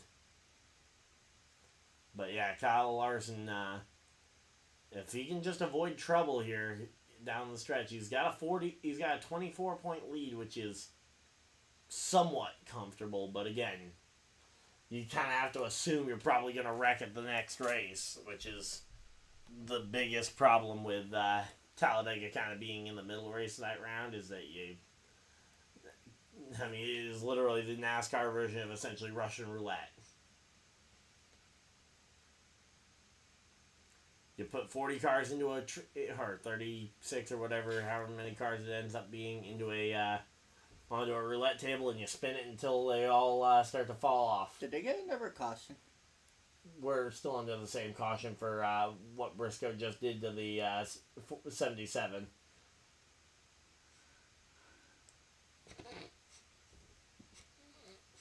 Yeah, we're under our 10th caution of the day. Imagine if Kyle and 77 freaking go after the same driver. Yeah, just after the race, just go hunt him down on pit road. Straight jump the person. Well, and that's, again, it's kind of going back a couple weeks, but yeah, at Darlington, it was Kyle Busch versus Briscoe for the race win, and that win ultimately is the only reason Briscoe made it into the playoffs. And if Kyle had won, he would have been the one making the playoffs instead. Where's the bathroom? So you can just head out around that table. It'll be right ahead of you. Might want to bring your phone for a flashlight, just because it is pretty dark over there. Yeah, let me not pop my knee out. Yeah, there's that table with a bunch of equipment and a door right there.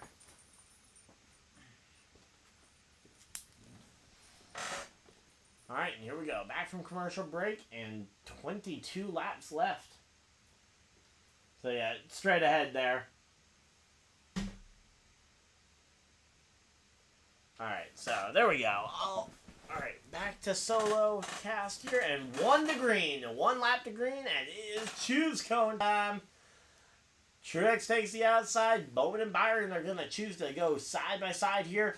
Kyle Busch takes the inside of row number 3. Buescher and Gibbs up into the top, into the 4th row. Row 5 will be Suarez and Zane Smith, and that is, again, a pretty standard choose.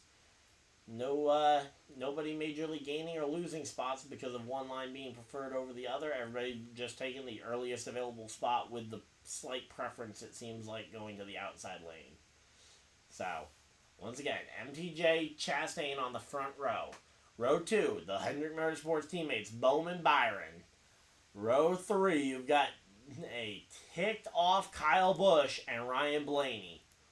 And hey, sometimes ticked off Kyle Busch is the most dangerous Kyle Busch.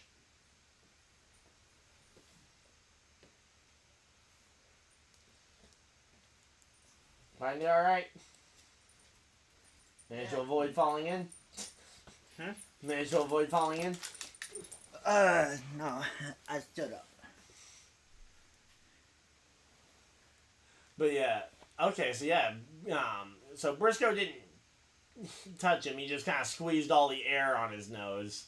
If you could see the air, I think you'd probably see some definite contact. But here we go. Pace car's off, and we are going to be going green, green, green. Green flag's out, and we are back to racing. What's Briscoe going to do this time? He's 21 points out of the playoffs right now, and they are all diving out of lane there, and that is 5 wide! 5 wide! Are you kidding me? That's a death wish. 5 wide at Kansas here. And two of the drivers involved was Denny Hamlin and Christopher Bell. They all managed to survive up to this point. And here we go, Christopher Bell threading the needle as Kyle Busch starting to drift a little bit further back. And it's going to be 4 wide with Kyle Busch and 2 of his former teammates there. Yo, I'm just waiting. Yeah. Especially with all these 4 or 5 wide. Yep, but yeah, that is the benefit of just how wide this racetrack is, and now it's going to be Chastain versus Byron at the front of the field. Kyle Busch, dropping through the field like a rock right now. He's dropped his 6th spot since the restart. Denny Hamlin up to the 8th position. Ty Gibbs has gained 4 spots all the way up to the 4th position here, up inside of that top 5. And we are closing in on the end of this race. 18 laps to go. 18 more times around. And let's see. Oh, Ty Gibbs gets into the back bumper of the 12. And 12 gets really scary loose there. Ultimately, the 54, though, lifts off his bumper and allows the 12 to save it rather than wrecking him. So, good on Ty Gibbs to take care of his rival there and not his teammate, even. Granted, if you wrecked him there, there's probably no chance that Gibbs avoids the crash, and he probably wrecks himself there if he tries it. But, yeah, here we go. Now, Bell and Denny Hamlin starting to make their way up here as well. Meanwhile, Zane Smith is still up inside the top 10, which is incredible to see. Again, the driver currently has no seat in the NASCAR garage for next year. And he is trying to race his way into earning a seat. That was really close to the bumper of that car. Yeah, and those 2 are teammates there, the 11 and the 20. But, yeah, right now, though, these guys fighting it out for the top 5 spot. Or not for the top 5, sorry, for the, I believe that's 7th that they're fighting for. 8th. So there we go, and again, it has been just a litany of chaos here. And right now, Raj Chastain has a half-second lead as we've got 15 laps to go. And we are at 10 cautions on the day. Let's see, are we going to go over or under? Do we think we have a shot at it? Do we hit it exactly on? Do we hit the nail on the head? That would be impressive. Actually, no, you put 11, so... Hmm? You put 11 instead of 10, so... Yeah, if we get one more caution, though, it's possible we could hit it spot on. With 14 laps? Yeah? I still can't believe they went 5 wide. Yeah. Yeah, we're seeing the replay right now. Them going 5 wide on the restart. And, again, like, 5, 4, 3 wide, 3 wide. And, again, I just wish Kyle Busch didn't fall like a rock through the field. Let me just see just how low Kyle ended up dropping to. He's in 15th right now, and we've got ourselves... I'm seeing a yellow flag, but it's being labeled green on my other monitor here. Go ahead and just refresh it. Oh, okay, there we go. It just flipped to green. So, I guess it's just really behind.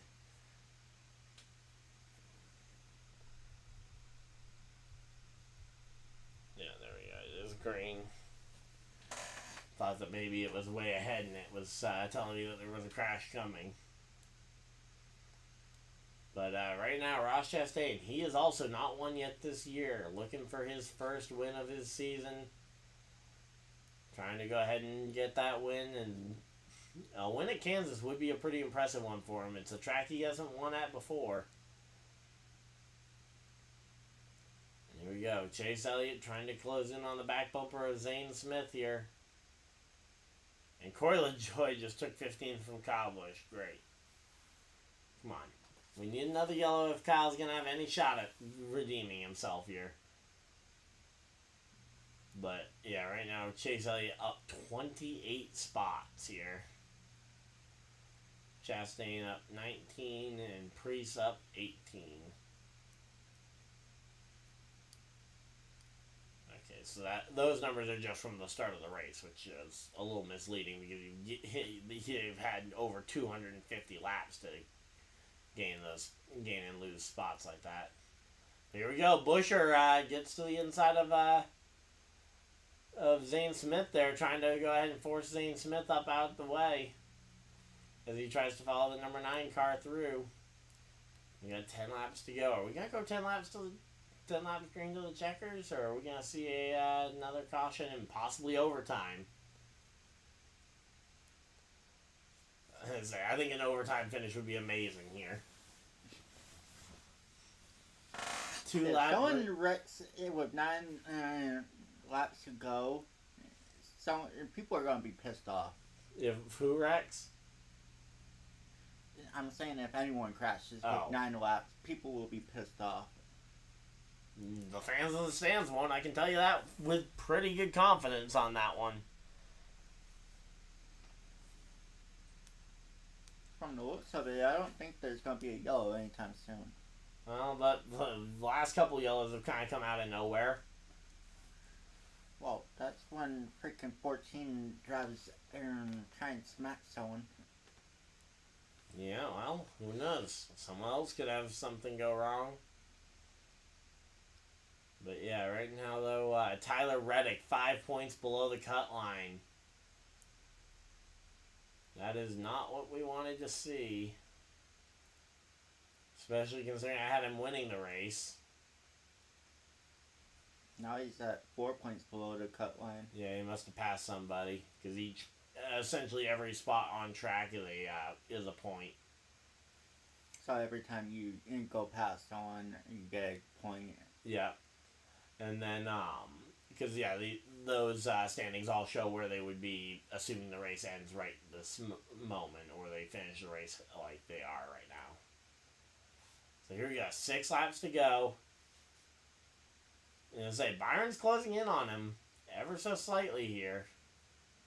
I don't know if he's got enough though. Does the 24 have enough speed here to catch the number 1 car? Because that's the big bonus. If you can win the race, you get a golden ticket to the next round of the playoffs automatically. Talladega next week cannot hurt you. The Roval in 2 weeks cannot hurt you. So yeah, if you can win this race, if Byron can win this race, he would earn that golden ticket and not have to worry at Talladega. Would not have to worry at Charlotte Roval. He's only 0.4 of a second off. And he's been closing in the last couple of laps. It keeps on dropping, then he ends up picking up some, but... Yeah, on entry and exit of the corner, he's been gaining and losing spots.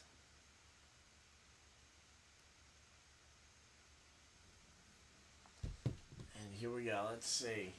Gibbs is trying to catch up with the 4. Yeah, only 4 laps to go though, and it's gonna be a tight one here if we do see it go green to the checkers, because I think Byron might have a shot at him, but he's got to make it consistent and close in on him.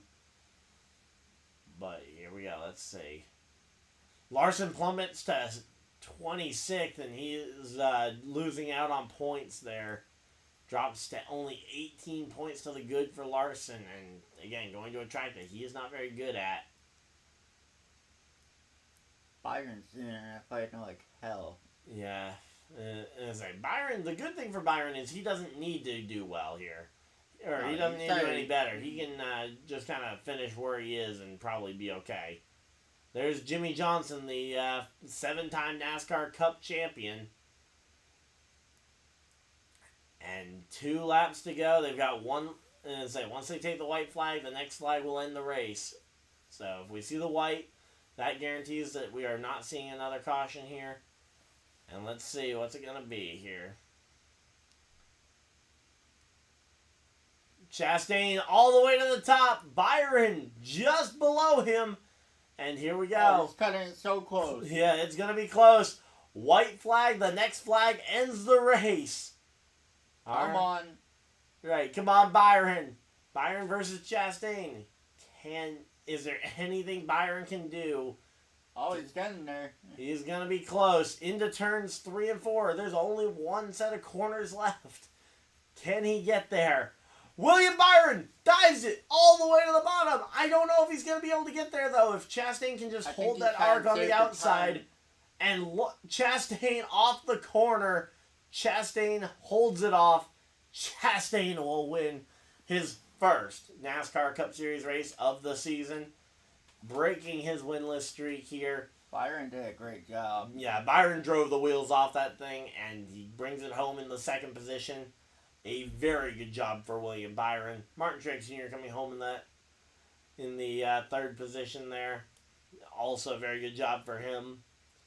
Yeah, Blaney fourth, and rounding out the top 5 is Ty Gibbs. 6th place goes to Alex Bowman. 7th, Christopher Bell. 8th, Denny Hamlin. 9th, Chase Elliott. And rounding out the top 10, just for chaos sake, let's go ahead and say Zane Smith gets a top 10. Let's just go with it. Yeah. And just for curious sake, let's go ahead and see where Zane Smith is in the driver's points right now.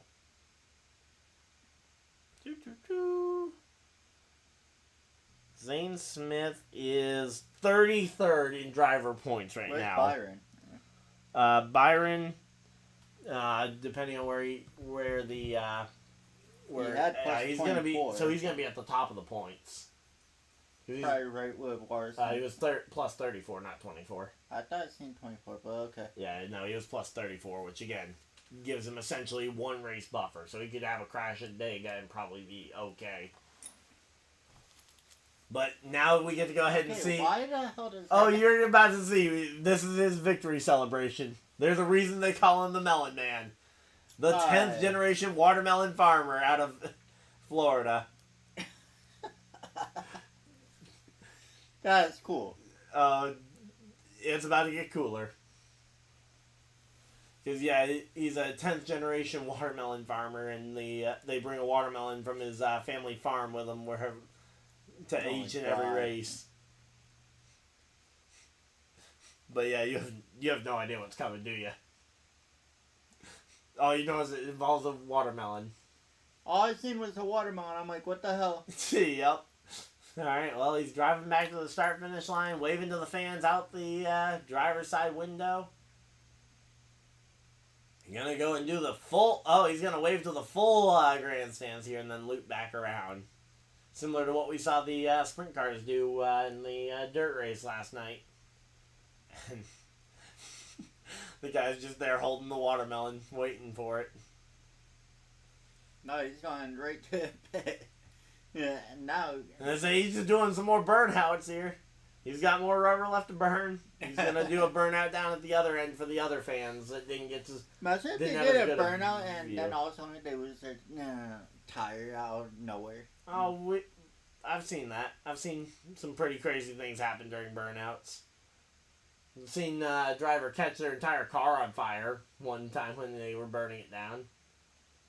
Kyle Larson at some of the smaller tracks, he tries to do a full lap burnout, so he'll try and burn it down the entire lap around the track. Donut in the grass. Yep. Gonna go ahead and he's doing a burnout right on his sponsor logo there. The Kubota logo with the Kubota car.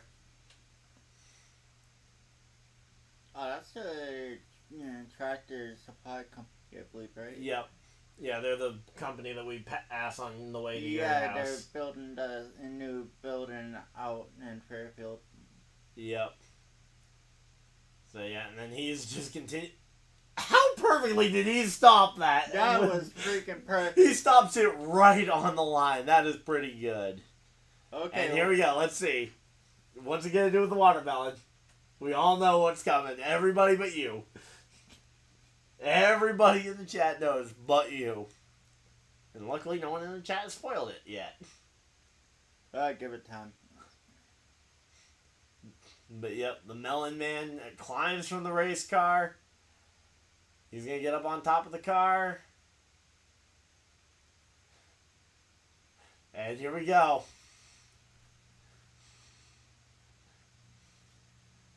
Praising the watermelon. And smash. Smashing a watermelon. I had a feeling it was going to be something like that. Yep. But yeah, he does that after every single race when he goes and takes a melon from his family farm. Further up, so. Ah, nice. So, yep, there we go. And that is the Melon Man celebration. So, thank you guys for everybody that tuned in for the... I'll see you guys next time. For the thing. Yeah, that's the end of the race reaction. But we will, as per usual, we will go ahead and tell you where every single driver finished, just in case you guys didn't get a chance to see where your favorite driver finished, because they didn't finish top 10. So, we'll go ahead and read through them all real quick. So, again, Ross Chastain finishing first. Great job there. Byron coming home second. That's a pretty good point stay there. Highest playoff driver there. Martin Truex Jr. coming home third after he got eliminated from the playoffs last week at Bristol. Ryan Blaney with a fourth place finish. Should be a good start to his round of 8. Ty Gibbs rounding out your top 5. Bowman, Bell, Hamlin, Elliott, and Zane Smith, again, rounding out your top 10 drivers here. Then you had Chris Buescher, the driver who finished the second in the closest finish of all time here in the spring, comes home in the 11th position. Austin Dillon comes home 12th. 13th, Daniel Suarez. 14th is Joey Logano. And rounding out the top 15 will be Corey LaJoie in the number 51 car. Doing pretty good in terms of trying to prove himself a starting job somewhere in the Cup Series next year, potentially in the 51. Then we got Ryan Preece coming home 16th. Bubba Wallace 17th. 18th, Noah Gragson. 19th was Kyle Busch after that incident late in the race. And rounding out the top 20 was Daniel Hemrick. Ty Dillon comes back to bounces back to finish 21st after that opening lap crash that he was involved in. Brad Keselowski 22nd. 23rd, Harrison Burton, another driver involved in that first lap melee. 24th, Chase Briscoe in the 14 car that everybody is going to be looking to fight after this one. And Tyler Reddick rounds out your top 25. Kyle Larson coming home in the 26th position. The only real silver lining to this day is that he came in with a lot of bonus points, and other drivers did just as poorly, so he has a little bit of a cushion still. Todd Gilliland coming home 27th. 28th, Ricky Stenhouse Jr. 29th, Michael McDowell. And rounding out the top 30 is going to be John Hunter Nemechek, another driver involved in that opening lap chaos. Kaz Grala in the number 15 car comes home 31st. Carson Hocevar and Justin Haley coming home 32nd and 33rd respectively for the Spire Motorsports car duo. Hocevar, the last driver on the lead lap in 32nd, and Justin Haley, the first car, 1 lap down in 33rd. Austin Cindric comes home 4 laps off the pace in 34th place. Eric Jones comes home as well 4 laps off the pace in 35th. 36th goes Jimmy Johnson, 10 laps off the pace, and the only 2 DNS out of the race was J.J. Yaley, 149 laps shy of the checkered flag, and Josh Berry, who was out on lap 1 and never completed a lap on the day. That's the one that got carried up by a wrecker. Yep, so there we go. Thank you guys for everybody that tuned in for the live stream, but until next time, hopefully you guys enjoyed. I will see you guys later in the Bills Ravens game, and we will see you next week maybe for 1, 2, or maybe even 3 races. We can try. I do got work on Friday, so Yeah, I think I should be able to. But yeah, with a 4:30 start time, we should definitely be able to pick Friday, you up Saturday, here. and Sunday I could. So, especially with the later start times. all right. Well, look forward to seeing you soon. Next time I don't gotta go all the way to your work. Yeah. I don't want to go there. Yeah. Well, on Friday I'll be able to pick you up at your work. Yeah, and I think Saturday you might be able to pick me up after work. Yeah, after we'll your job. figure out that plan later. But again, I will be streaming the Bills game here in about an hour and a half. So until next time, hopefully you guys enjoyed. And I'll see you on Friday. Yeah, I will see you guys in the next video, live stream, whatever you guys.